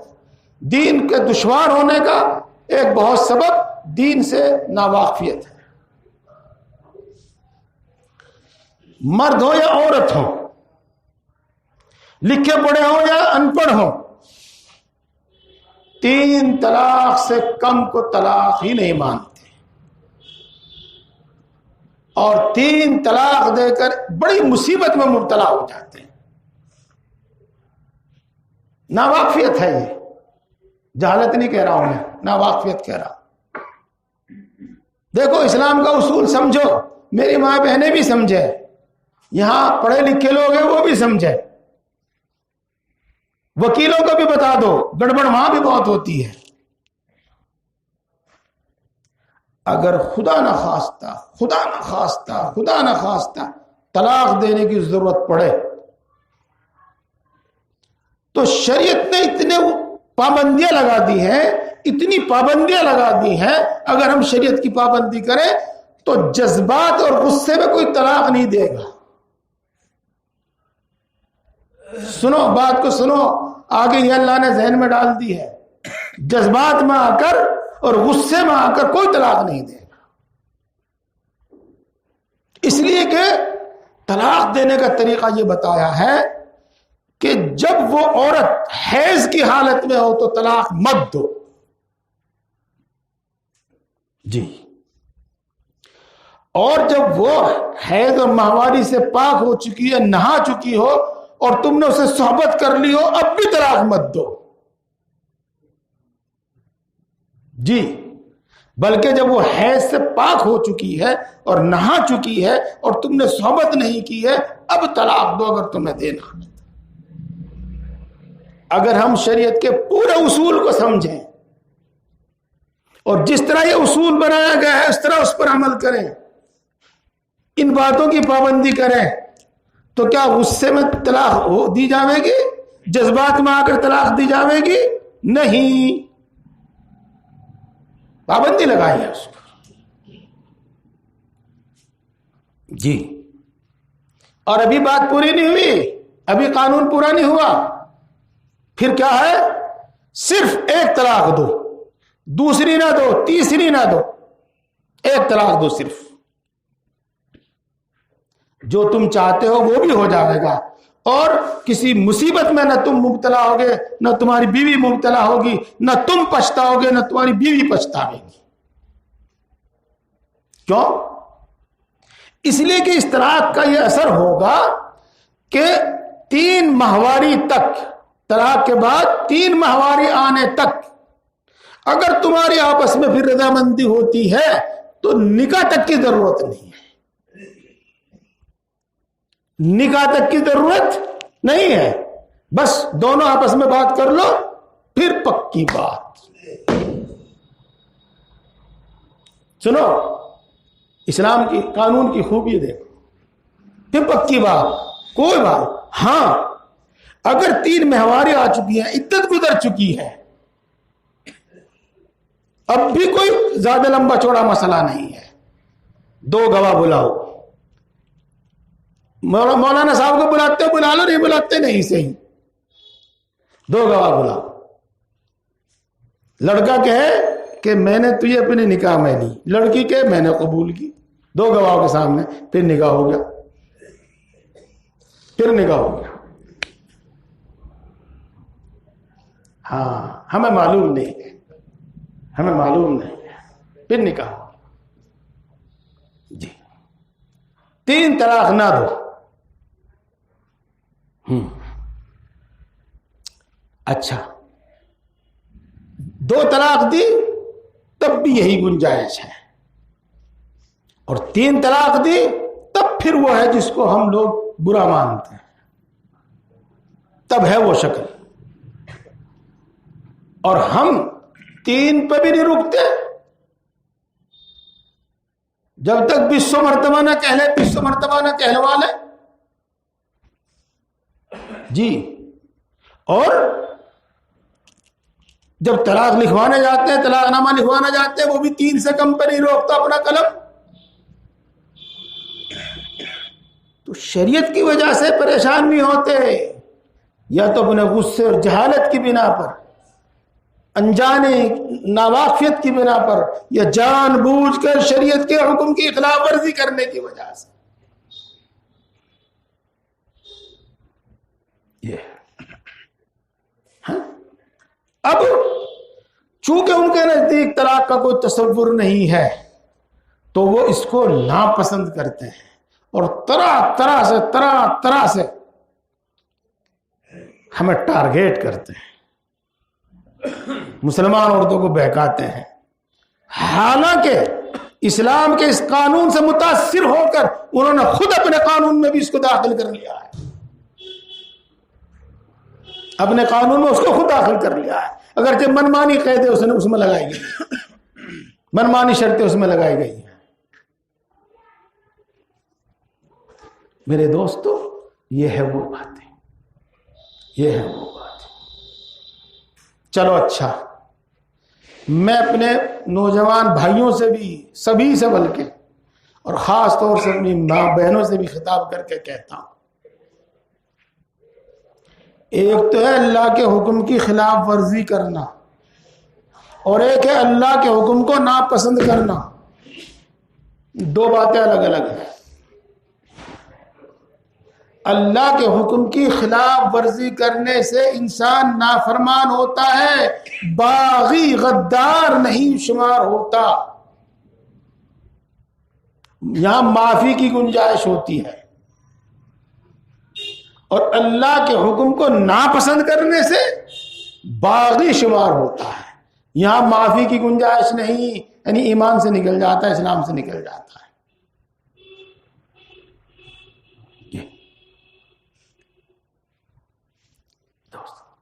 اس کو یاد رکھو, اللہ کے حکم کو ناپسند نہ کرو. اجی دیکھو ٹھیک ہے میں عدت بھی گزار لوں گی اور دوسرے کی بھی عدت گزار لوں گی, تو رات نہیں گزارنے کی اس کے پاس. دیکھو جی رات نہیں گزارنے دینے گے ہم. کیوں جی؟ اللہ کے حکم کو ناپسند کر رہے. ہاں, جس نکاح کی بدولت ایک مرد کے پاس رہ رہی ہے تو دوسرے مرد کے پاس نکاح کی بدولت رہنے میں کون سا حرج ہے؟ خدا نہ خواستہ اس نے طلاق دے دی اور معاملہ بالکل صاف ہی ہو گیا, جب بھی تو دوسرے کے پاس رہے گی نکاح کے ذریعے. خدا نہ خواستہ اس کی موت ہو گئی تو عدت گزارنے کے بعد پھر بھی تو دوسرے سے نکاح ہوگا. یہ وہ شیطانی باتیں ہیں, سرکش انسانوں کی, نافرمان انسانوں کی, اور شرک شیطانوں کی, جو ہمارے دلوں میں شکوک و شبہات ڈالتے ہیں, غلط بات کو اچھی بنا کر ہمارے سامنے پیش کرتے ہیں اور اچھی بات کو بری بنا کر ہمارے سامنے پیش کرتے ہیں. میں یہ بات میرے ذہن میں آئی تھی, میں نے آپ کو کہہ دی, اور اس موضوع کو میں ختم کرتا ہوں اب, اور اس کا حاصل بیان کر دوں پہلے میں آپ کے سامنے. میرے دوستو, ہمارے پاس جو زندگی گزارنے کا طریقہ ہے وہ اللہ کا متعین کیا ہوا ہے. جس سے زیادہ علم والا کوئی نہیں. جی نفع نقصان کو جاننے والا اس سے زیادہ کوئی نہیں. اس کا متعین کیا ہوا ہے. اس پر ایمان نہیں ہے ہمارا؟ ہے جی ہے، اس میں ہمارا ایمان ہے. جو قرآن کو نہ مانے سب قرآن سے نکلے ہوئے ہیں قائد قانون. حدیث تو قرآن پاک کی تفسیر ہے. جی اللہ کا یہ علم، اللہ کا یہ قانون نور ہے، روشنی ہے. اس کے خلاف جو ہے سب اندھیرا ہے. اللہ کا قرآن کہہ رہا ہے، اللہ کا قرآن کہہ رہا ہے. نفس اور شیطان وسوسے برے برے خیالات ہمارے دل میں ڈال کر اور برائی کو ہمارے سامنے اچھائی کی شکل میں پیش کر کے اور اچھائی کو ہماری سامنے برائی کی شکل میں پیش کر کے ہم کو سیدھی راہ سے، سیدھے راستے سے غلط راستے پر ڈالتا ہے. اور اسی کی مثالیں میں نے آپ کے سامنے پیش کی ہیں. اس لیے اپنے ایمان کو نیا کرو، نئے طریقے سے ایمان لاؤ، نئے طریقے سے اسلام میں داخل ہو. غلط بات تو نہیں کہی تھی میں نے؟ نہیں کہی، صحیح کہی. رسول اکرم صلی اللہ علیہ وسلم ارشاد فرماتے ہیں جددوا قولکم جددوا ایمانکم بقول لا الہ الا اللہ. اپنا ایمان نیا کرتا رہا کرو لا الہ الا اللہ کہہ کر. یعنی ہم نئے سرے سے اس مجلس میں اور آج یہ عہد کریں کہ اسلام کے مطابق زندگی گزاریں گے اور اسلام کے ہر حکم کو مانیں گے. سماج کچھ بھی کہیں، رواج کچھ بھی، رواج کچھ بھی. چلو یہ بھی بات ہوگی. اب وہ بات میں نے آپ کو پہلے بھی بتائی ہوگی، آج پھر بتا رہا ہوں. فلاں آدمی کا دماغ خراب ہو گیا. کب کہتے ہیں آپ ایسی بات؟ جب وہ الٹی الٹی بات کرنے لگے. بس تیرا دماغ خراب ہو رہا. جب وہ غلط سلط بات کرنے لگے تب آپ یہ کہتے ہیں. معلوم ہوا کہ دماغ خراب ہونا یہی نہیں ہے کہ آدمی دوسروں کے پتھر مارنے لگے اور کیچڑ میں اور چوڑے میں اور نالیوں میں لیٹا لیٹا پھرے. دماغ خراب ہونا یہی نہیں ہے. نہیں، جب وہ برائی بھلائی میں امتیاز نہ کرنے لگے تو اس کا دماغ خراب ہی ہے. جی اجی لو خان صاحب یہ سیب کھاؤ. اجی بس میرا تو ذائقہ سا خراب ہو رہا، منہ کڑوا ہو رہا، بس جو بھی کھاؤں کڑوی لگے مجھے. تو کیا ہوا جی؟ ذائقہ خراب ہو رہا. ذائقہ خراب ہونے کا مطلب مٹھی اور بڑھیا چیز کھاوے لگے کڑوی. یہی تو مطلب ہے نا بھائی؟ ہاں یہی مطلب ہے اس کا. تو میرے بھائیوں مزاج بگڑ جاتا ہے اور عقل بگڑ جاتی ہے. اس مزاج بگڑنے کی اور عقل کے بگڑنے کی پہچان کیا ہے؟ پہچان کیا ہے اس کی؟ اللہ اللہ سوچ، تیری دور تھم کے بتاؤں گا، سوچو. اس کی پہچان اللہ نے قرآن پاک میں بیان فرمائی. مزاج کے بگڑنے کی، عقل کے بگڑنے کی پہچان اللہ نے قرآن پاک میں بیان فرمائی. کیا پہچان بیان فرمائی؟ وَإِن يَرَوْا سَبِيلَ الرُّشْدِ لَا يَتَّخِذُوهُ سَبِيلًا. جب ان کو سیدھی راہ دکھائی جاتی ہے تو اس پر نہیں چلتے. وَإِن يَرَوْا سَبِيلَ الْغَيِّ يَتَّخِذُوهُ سَبِيلًا. اور جب ان کو غلط راستہ دکھایا جاتا ہے اس پر چل پڑتے ہیں. یہ دل بگڑ گیا اس کا، دماغ بگڑ گیا اس کا، طبیعت بگڑ گئی اس کی. ہاں صحیح بات بتاؤ تو سمجھ میں نہیں آتی، الٹی بات بتاؤ تو سمجھ میں آوے ہے، ماں باپ سمجھاوے تو مانتا نہیں، اور دوست جو کہے وہ کرے. مزاج بگڑ گیا، عقل بگڑ گئی، عقل کام نہیں کر رہی اس کی. میرے دوستو جب ایسا ہو جائے کہ شریعت کی بات جو صاف صاف قرآن میں بیان کی گئی ہے، صاف صاف حدیث میں بیان کی گئی ہے، اور ہمیں وہ بری لگنے لگے، ہمیں اچھی نہ لگنے لگے، اچھی نہ لگے، اس کے نقصان ہمارا ذہن گڑ گڑ کر ہمیں بتانے لگے، مزاج بگڑ گیا، دل بگڑ گیا، دل بگڑ گیا. اچھا اس بگڑے ہوئے دل کو بنانے کی بھی کوئی ہے صورت؟ یہ بگڑا ہوا دل سمر جاوے؟ ہاں، اللہ کا ذکر، اللہ کا ذکر. قرآن پاک کی تلاوت سمجھ گئے یا بغیر سمجھے؟ سمجھ کر بھی اور بغیر سمجھے بھی. اللہ کا ذکر اور قرآن پاک کی تلاوت یہ بگڑے دلوں کو بناتا ہے، بگڑی طبیعت کو صحیح کرتا ہے، یہ دل کے زنگ کو دور کرتا ہے، دل کے اندھیرے کو دور کرتا ہے. جو دل کا مزاج بگڑ گیا ہے، جیسے بخار کی وجہ سے بگڑ گیا، یا سانپ کے کاٹنے سے بگڑ گیا کہ سانپ کے نیم کے پتے میٹھے لگ رہے ہیں، اس کو جو بگڑ گیا ہے وہ شیطانی اثر سے یا کسی بھی اثر سے مزاج بگڑ گیا ہے، اب اس کا علاج اللہ کا ذکر، اس کا علاج قرآن پاک کی تلاوت سمجھ کر یہ بے سمجھے.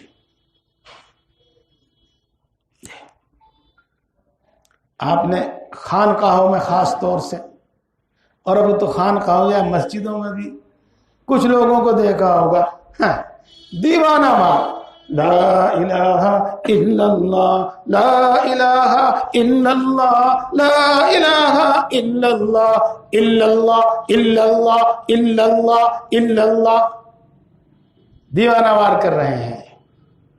کیوں؟ اس دل کے بگاڑ کو ٹھیک کرنے کے لیے، اس دل کے ٹیڑھے پن کو، ٹیڑھے دل کو سیدھا کرنے کے لیے، اس زنگ آلود، زنگ لگے ہوئے دل کو صاف چمکدار بنانے کے لیے. اور یہ بات میں نے آپ کو اپنے الفاظ میں کہہ دی، ورنہ حدیث پاک ہے جی. دلوں کی صفائی قرآن پاک کی تلاوت اور اللہ کا ذکر ہے. اس لیے میرے دوستو،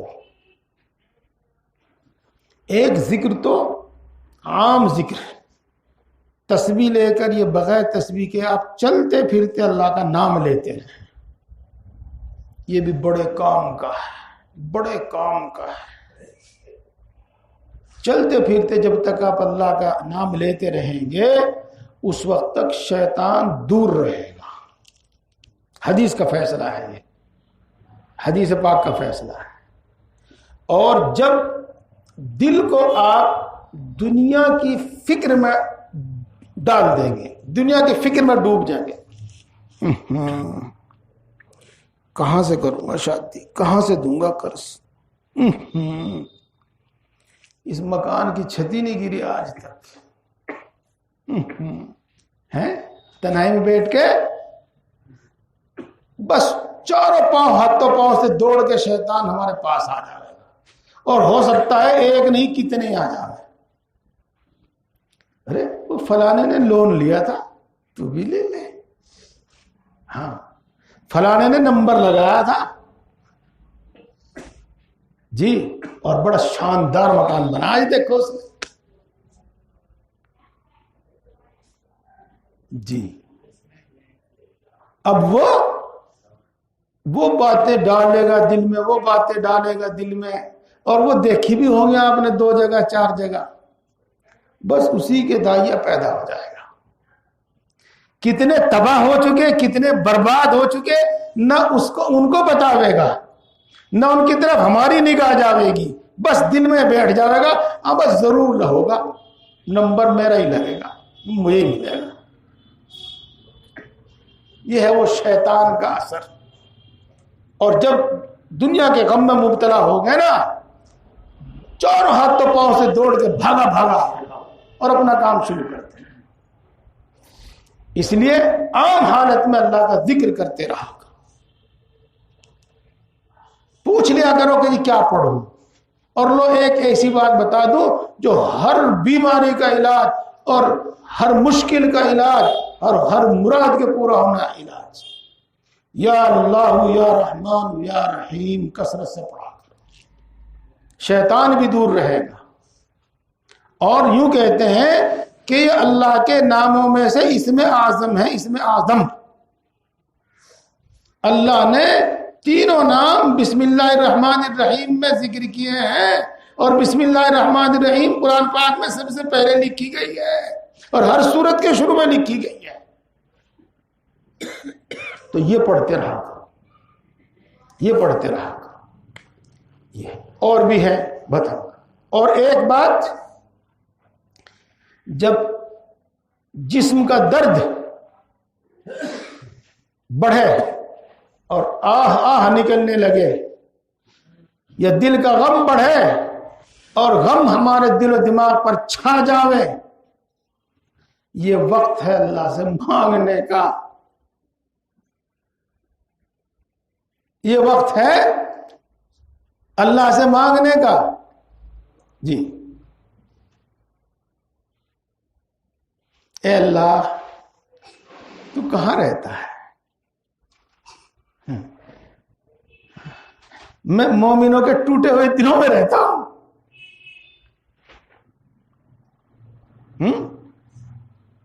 دل کیسے ٹوٹتا ہے؟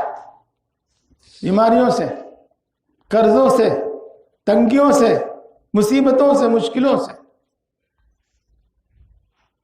وہ ٹوٹا ہوا دل، مثلا میری بہنیں سنیں، جب شوہر نے لتاڑ ماری، مار پیٹ کی، ظلم و زیادتی کی، دل ٹوٹ گیا. یہ ٹوٹا ہوا دل اللہ کو بہت پسند ہے. اس وقت اللہ سے لو لگا لو، اس وقت اللہ سے لو لگا لو، اللہ سے مانگو، بد دعا نہ کرو. اللہ میرے اس بگڑے ہوئے شوہر کو سنوار دے، اس کو نیک بنا دے، اس کو ہدایت دے دے. جی یوں کہو، اس کو صحیح سمجھ دے دے. اس وقت اللہ سے مانگو. جب اولاد ستاوے اس وقت بھی دل ٹوٹ جاتا ہے، ریزہ ہی ریزہ ہو جاتا ہے. اس ٹوٹا ہوا دل اللہ کو بڑا پسند ہے. من گنجم در زمین و آسمان، من گنجم در زمین و آسمان، لیکن گنجم در قلوب مومنا. من گنجم در زمین و آسمان، لیکن گنجم در قلوب مومنا. زمین و آسمان میں میرا کہیں ٹھکانہ نہیں ہے، میرا ٹھکانہ تو مومنین کا دل ہے. اس وقت اللہ سے مانگو. یہ دل ٹوٹے اس وقت اللہ سے مانگو. اپنے الفاظ میں مانگو، جیسے بھی ٹوٹے پھوٹے الفاظ ہیں انہی میں مانگو، انہی میں مانگو. نہیں بنا سوار کر کہہ سکتے تو انہی الفاظ میں مانگو. لمبی چوڑی دعا کی بھی ضرورت نہیں، بس جب اسی وقت اپنی زبان سے اللہ سے جو مانگنا ہو مانگنے میں. تو بہرحال اللہ کی یاد میں رہو، یا اللہ یا رحمان یا رحیم پڑھتے رہو.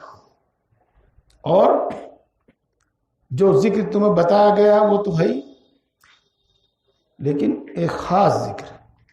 فرصت کے وقت بیٹھ کر، تنہائی میں بیٹھ کر 3 تسبیح پڑھ لیا کرو.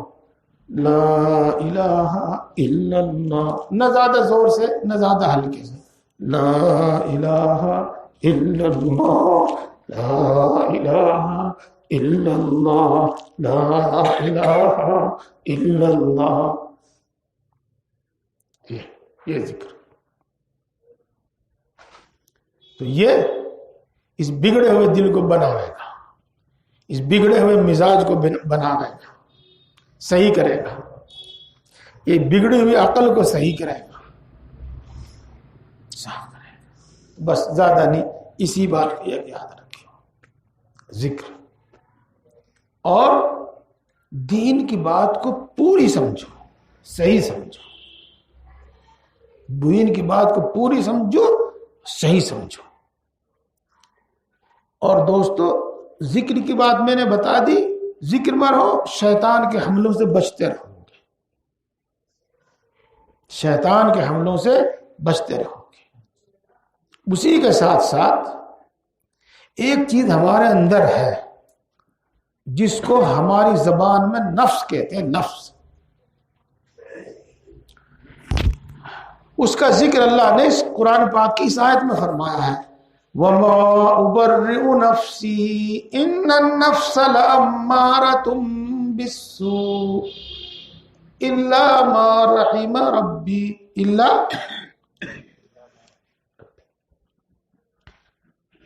نفس برائی کا بہت زیادہ حکم دینے والا ہے، سوائے اس کے جس پر اس کے رب کا رحم ہو جائے، جس پر اس کا رب رحم کر دے، بس وہ بچتا ہے نفس کے حملوں سے۔ تو میرے دوستو،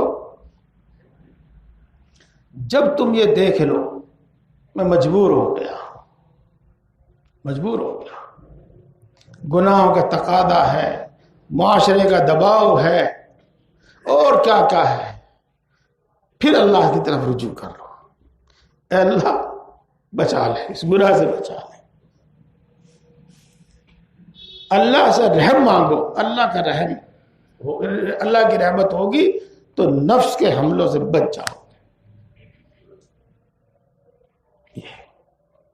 تو میرے دوستو، اس طریقے سے ہمارا بگڑا ہوا دل سنور جائے گا، اس طرح ہم نفس کے حملوں سے بچ جائیں گے، اس طرح ہم شیطان کے حملوں سے بچ جائیں گے، اور ایک اللہ والوں کی صحبت، نیک لوگوں کی صحبت۔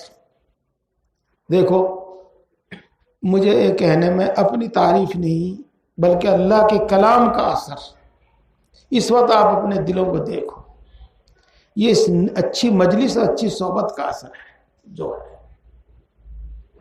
جی ہاں، اگر آپ اپنی بیٹھک میں اپنے گھر پڑے ہوئے بیڑی پی رہے ہوتے، حقہ پی رہے ہوتے، ادھر ادھر کی بات کرے ہوئے ہوتے، تو آپ کے دل کی یہ حالت نہ ہوتی۔ اللہ والوں کی صحبت، اس میں سے ایک درجہ یہی ہے کہ وہ مہینے میں 20 دن میں خود چلے جایا کرو یا بلا لیا کرو اور ان کی بات سنا کرو، یہ صحبت ہے۔ اور ایک چیز، آخرت کی فکر، آخرت کو مت بھلاؤ، آخرت کو مت بھلاؤ، جی آخرت کو یاد رکھو، اس واسطے کہ آخرت کی تکلیفیں اگر ہمیں یاد ہوں گی تو دنیا کی تکلیفیں کوئی تکلیف محسوس نہیں ہوگی۔ جی ہاں، زیادہ نہیں، ایک بات بتا رہا بس۔ حدیث پاک میں آیا ہے کہ اگر جہنمی کو جہنم سے نکال کر دنیا کی آگ میں ڈال دیا جاوے تو اس کو نیند آ جاوے۔ کیا سمجھے؟ وہاں کی آگ کی جلن، وہاں کی آگ کی تکلیف اتنی زیادہ ہوگی کہ اس آگ کی تکلیف ہی محسوس نہیں ہو۔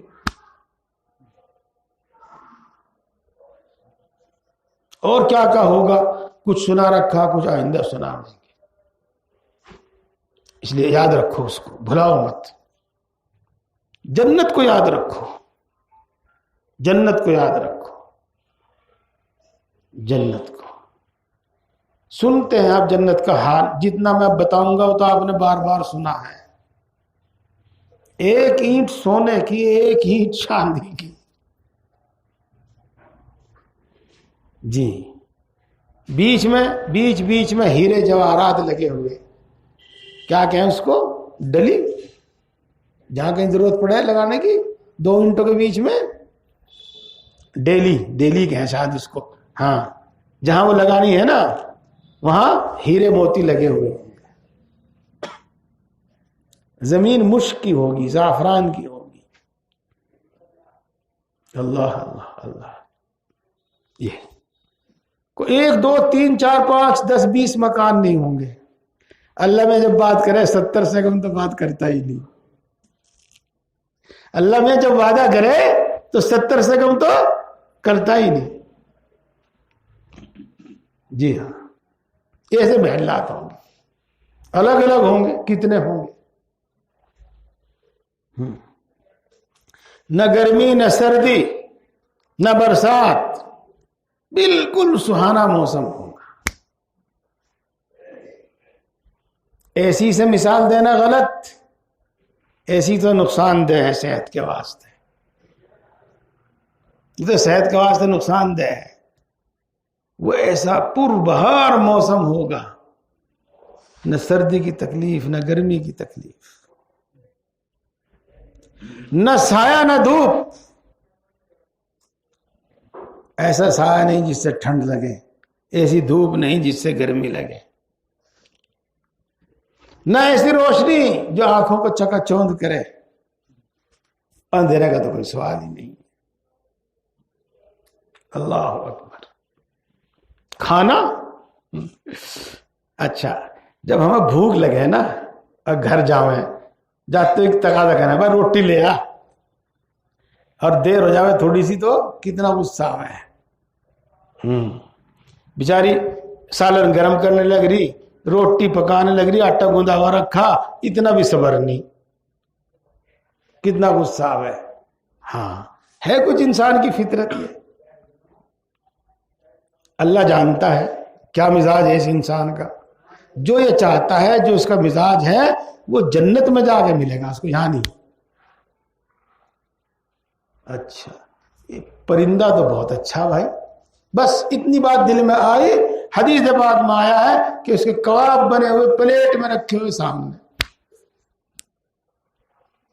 حدیث پاک میں آیا۔ جی یہ سب کچھ صحیح بات ہے، پکی بات ہے، بلکہ پکم پکی بات ہے۔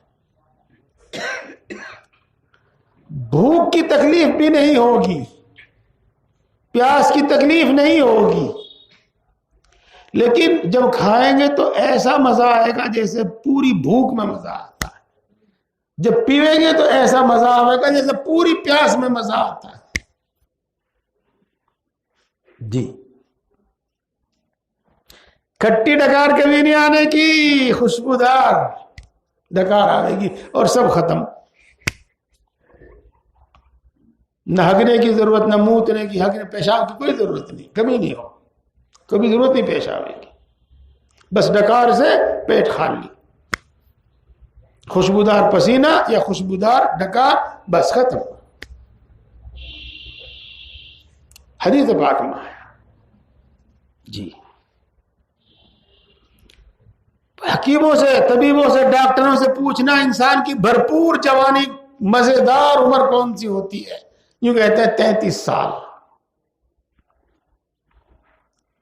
تو جنت میں ہر آدمی 33 سال کی عمر کا ہوگا، یعنی بھرپور جوان ہوگا، اور وہ جوانی جو کبھی نہیں ڈھلے گی، کبھی بڑھاپا نہیں آئے گا، کبھی بڑھاپا نہیں آئے گا، اور ایسا جسم کبھی بیمار نہیں ہوگا، ایسی زندگی کبھی موت نہیں آئے گی، اور جو نعمت ملے گی ہمیشہ رہے گی۔ جنت کی خاصیت یہی ہے، جو ہوگا ہمیشہ کے واسطے ہوگا۔ سمجھو، سنو، ہاں میں بات ختم کر رہا ہوں۔ جنت کے ذکر سے مجھے ایک بات یاد آئی، ہاں میرے نوجوان بھائی بھی سنے، لیکن میرے بزرگ سنے اس بات کو، میری مائیں سنے اس بات کو۔ ہاں اپنی اولاد کو کبھی مت کوسنا، اور ہمیشہ ان کے واسطے دعا کرتے رہنا، ہمیشہ ان کے واسطے دعا کرتے رہنا۔ نصیحت کرنا، غصہ بھی دکھانا، کبھی کبھی غصے سے بھی فائدہ ہو جاتا ہے، مار بھی دینا کبھی کبھی مارنے سے بھی فائدہ ہوتا ہے، ہمیشہ تو نہیں ہوتا۔ دعا خوب کرنا۔ اللہ رب العزت کا ایک احسان یہ ہے کہ معاملہ کچھ اس طرح کا ہے، جنت میں جنتی اللہ میں ایسا کہیں گے، اللہ تیری دی ہوئی نعمتیں سب موجود ہیں، لیکن ہمارے پاس ہماری اولاد نہیں ہے، ہمارے پاس ہماری اولاد نہیں ہے۔ یا تو جہنم میں ہے مثلا، یہ جنت کے نیچے طبقات میں ہے، یہ تاج کیا چاہو تم، اولاد تو ہمارے پاس ہی ہونی چاہیے۔ اچھا، تو جہنم سے اولاد کو نکالا جائے گا اور جنت کے انہی درجات میں جن میں باپ ہے ماں ہے وہیں پہنچا دیا جائے گا، یا جنت کے نیچے کے طبقات سے اولاد کو نکالا جائے گا اور ماں باپ جن اونچے درجات میں ہیں ان کو وہیں پہنچا دیا جائے گا۔ پڑھیے حفظ صاحب، الحقنا بہم ذریتہم وما التناہم من عملہم من شیء والذین آمنوا واتبعتہم ذریتہم بإیمان الحقنا بہم ذریتہم وما التناہم من عملہم من شیء۔ اس آیت شریفہ کا ترجمہ وہی ہے، ترجمہ نہ کہو تفسیر وہی ہے جو میں نے آپ کو بتائی، ابھی بتایا نا۔ جہنم میں سے مومن ہونی چاہیے، ایمان والا ہونا چاہیے، تو جہنم میں سے نکال کے جنت میں، نیچے کے درجوں سے نکال کر اونچے ماں باپ کے ساتھ، یہی حال اولاد کا ہوگا۔ نابالغ اولاد تو جنتی ہے ہی، ہاں ان کے لیے جنت کا فیصلہ۔ اور یہ بچے جو ضدی ہوں اللہ کے سامنے بھی ضد کر کے بیٹھ کھڑے ہو جائیں گے، اللہ ہم نہیں جائیں گے جنت میں جب تک ہمارے پاس ساتھ ہمارے ماں باپ نہیں جائیں گے۔ اچھا جاؤ، اپنے ماں باپ کو بھی لے جاؤ جنت میں۔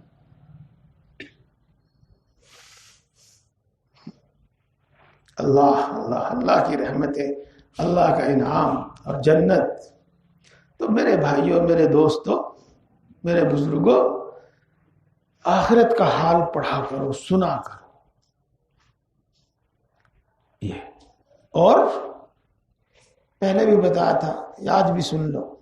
ایک کتاب ہے مرنے کے بعد کیا ہوگا، مولانا عاشق الہی صاحب بلند شہری کی، اردو میں بھی دستیاب، ہندی میں بھی دستیاب، اس کو سب خرید لاؤ، پڑھے ہوئے بھی ان پڑھ بھی، اردو والے اردو، ہندی والے ہندی خرید لاؤ، تکیے کے پاس رکھا کرو، روزانہ سونے سے پہلے 2 صفحے، 1 صفحہ، 1 پنہ، 2 پنے، 1 پیج، 2 پیج پڑھ لیا کرو، گھر میں سب کو بٹھا کر سب کو سنا دیا کرو۔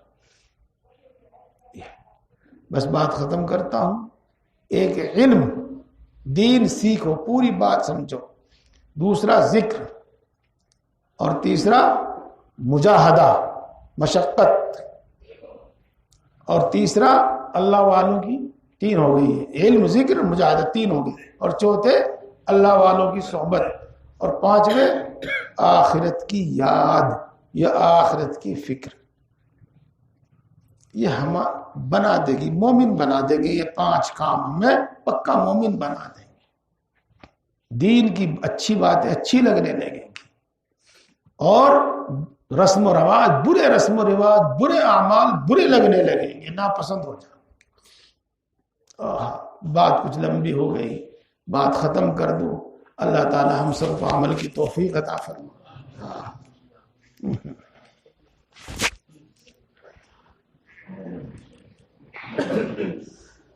الحمد للہ رب العالمین الرحمن الرحیم مالک یوم الدین والصلاة والسلام على سید الانبیاء والمرسلین محمد وآلہ واصحابہ اجمعین۔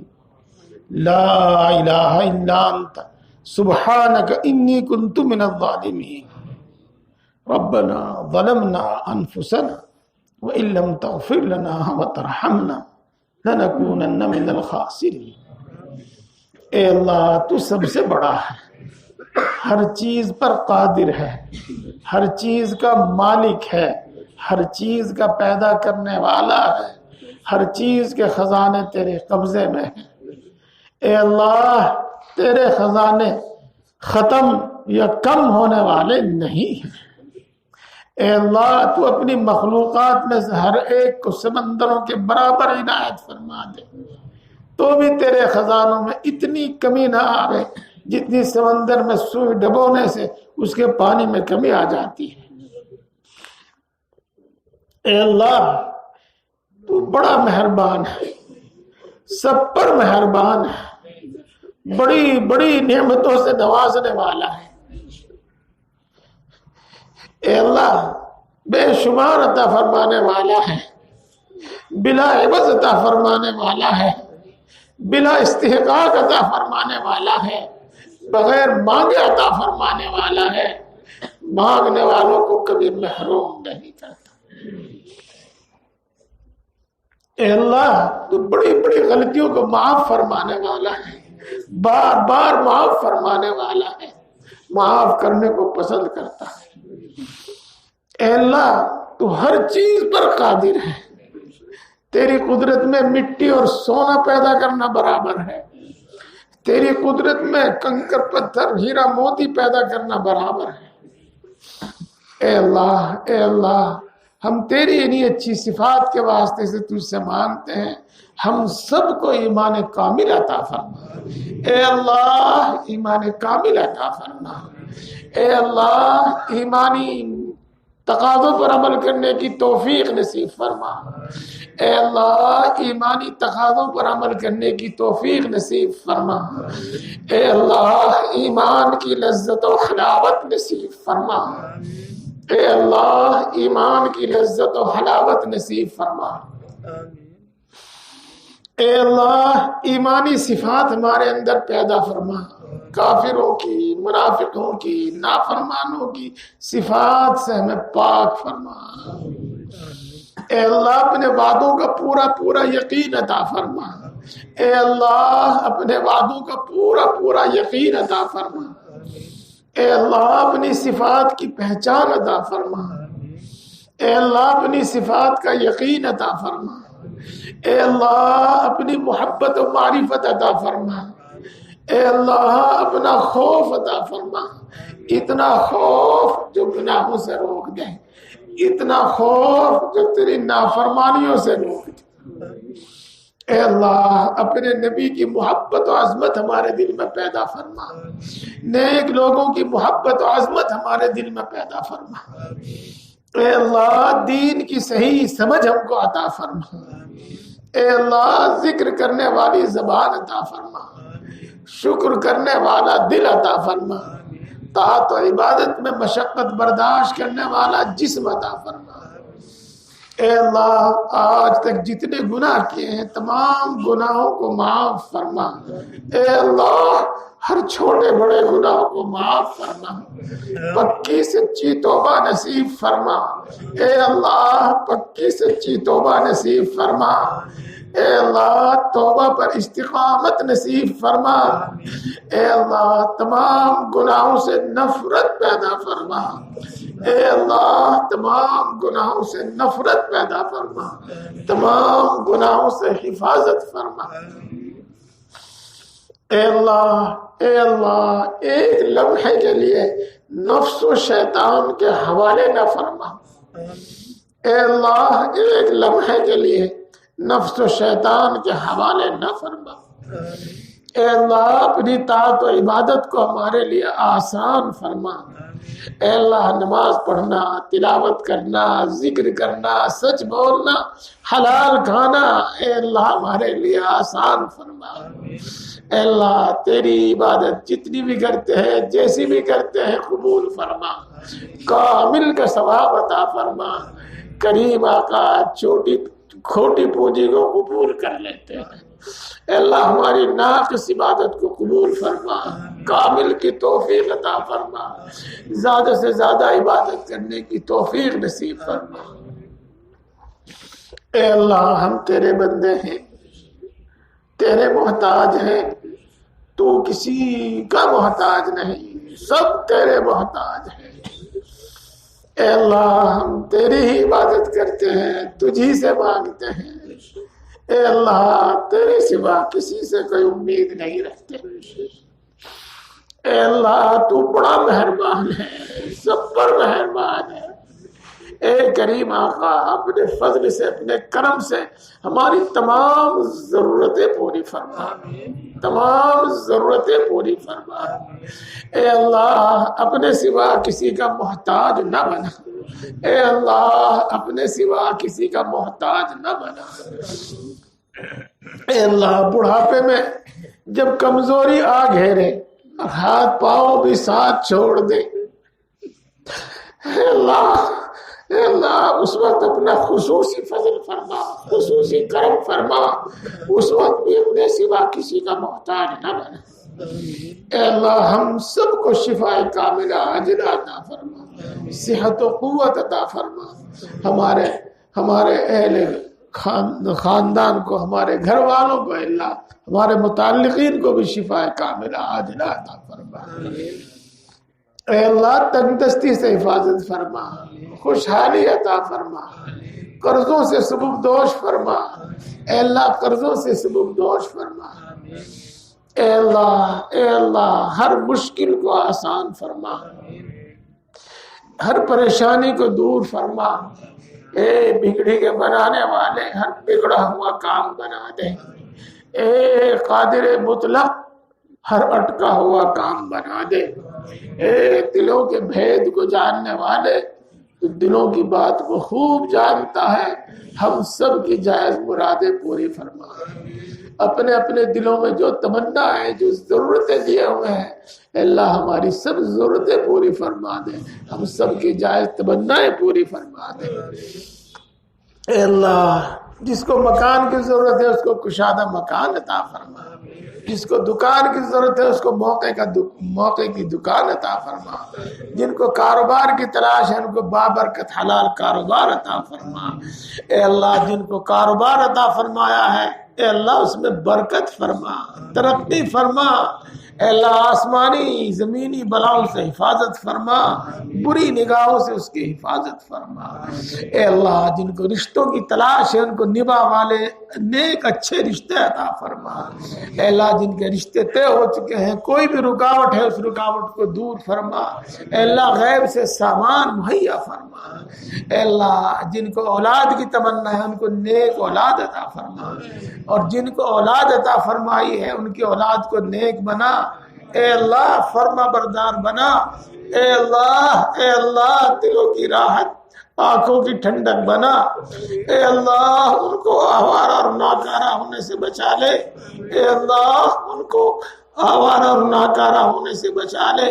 اے اللہ ان کو ملک و ملت کا خادم بنا، بہترین اچھا انسان بنا۔ اے اللہ ہمارے گھروں میں برکتیں نازل فرما، چین سکون سکینہ نازل فرما۔ اے اللہ ہمارے آپسی جھگڑے ختم فرما، آپس میں میل محبت اتفاق پیدا فرما، خصوصاً میاں بیوی کے آپسی جھگڑے ختم فرما، خصوصاً ان کے دلوں میں ایک دوسرے کی محبت پیدا فرما۔ اے اللہ مال جان ایمان عزت و آبرو کی حفاظت فرما۔ اے اللہ کسی ظالم کو ہم پر مسلط نہ فرما، کسی بے رحم کو ہم پر مسلط نہ فرما۔ اے اللہ جو ناجائز مقدمات میں پھنسے ہوئے ہیں ان کو باعزت بری فرما، جو اپنے حق کے لیے لڑ رہے ہیں اے اللہ ان کو ان کا حق عطا فرما۔ اے اللہ عزت کی راحت کی زندگی نصیب فرما، مرتے دم تک دین حق پر ثابت قدم فرما، اور اپنے وقت پر جب موت آوے تو ایمان پر خاتمہ فرما۔ اے اللہ ایمان پر خاتمہ فرما، مرتے وقت کلمہ نصیب فرما، اے اللہ ایمان پر خاتمہ فرما، اے اللہ موت کی سختی سے حفاظت فرما، قبر کے عذاب سے حفاظت فرما، میدان حشر کی سختیوں سے حفاظت فرما، اے اللہ بغیر حساب کے جنت الفردوس عطا فرما، جہنم سے حفاظت فرما، پوری امت مسلمہ کی مغفرت فرما، ہمارے ماں باپ کی، ہمارے بیوی بچوں کی، ہمارے شوہروں کی اللہ مغفرت فرما، ہمارے بہن بھائیوں کی، اعزاء اقربا کی مغفرت فرما، اے اللہ ہمارے اساتذہ، ہمارے مشائخ، دوست احباب کی مغفرت فرما، ان کے درجات کو بلند فرما، اے اللہ ہماری آنے والی نسلوں کو بھی دین پر ثابت قدم فرما، ان کو دین کا داعی بنا، اے اللہ خصوصاً ہماری نوجوان نسل کو تمام برائیوں سے بچا لے، تمام برائیوں سے بچا لے، کفر سے، شرک سے، کفریہ شرکیہ اعمال سے بچا لے، اے اللہ بری صحبتوں سے بچا لے، بری عادتوں سے بچا لے، برے کاموں سے بچا لے، اے اللہ اسلام اور مسلمانوں کو عزت اور غلبہ نصیب فرما، اے اللہ مسلمانوں میں بیداری پیدا فرما، اے اللہ ان کے خلاف جو سازشیں رچی جاتی ہے، جو منصوبے بنائے جاتے ہیں، ان منصوبوں میں ناکام فرما، اے اللہ ان منصوبے میں سازشوں میں ان کو ناکام فرما، اے اللہ کل عالم میں امن و امان، سکون و اطمینان پیدا فرما، خصوصاً ہمارے ملک میں، خصوصاً ہماری بستی میں امن و امان پیدا فرما، اور امن و امان کو تباہ کرنے والوں کو تباہ فرما، امن و امان کو تباہ کرنے والوں کو تباہ فرما، ان کی جماعتوں کو بکھیر دے، ان کی طاقت کو توڑ دے، ان کی جماعتوں کو ٹکڑے ٹکڑے کر دے، اے اللہ جہاں جہاں مسلمانوں کو ستایا جا رہا ہے ان کی خصوصی نصرت فرما، ان کی خصوصی مدد فرما، مدارس کی، مساجد کی، مراکز کی حفاظت فرما، اے اللہ ہر وہ خیر تجھ سے مانگتے ہیں جو تیرے نبی نے مانگی ہے، ہم کو عطا فرما، ہر شر سے پناہ چاہتے ہیں جس سے تیرے نبی نے پناہ چاہیے، اے اللہ اس سے ہماری حفاظت فرما، اے اللہ جو مانگا ہے وہ بھی عطا فرما، جو مانگنے سے رہ گیا ہے وہ بھی عطا فرما، اے اللہ ہم سب کے حق میں بھی ان تمام دعاؤں کو قبول فرما، اور جو دعا کے لیے کہتے ہیں ان کے حق میں بھی ان تمام دعاؤں کو قبول فرما، اے اللہ اپنے فضل و کرم سے اور اپنے نبی پاک محمد مصطفیٰ صلی اللہ علیہ وسلم کے صدقے اور طفیل سے ہماری تمام دعاؤں کو قبول فرما، آمین آمین یا رب العالمین۔ توفنا مسلمین والحقنا بالصالحین غیر خزایا ولا نداما ولا مفتونین، توفنا مسلمین والحقنا بالصالحین غیر خزایا ولا نداما ولا مفتونین، توفنا مسلمین۔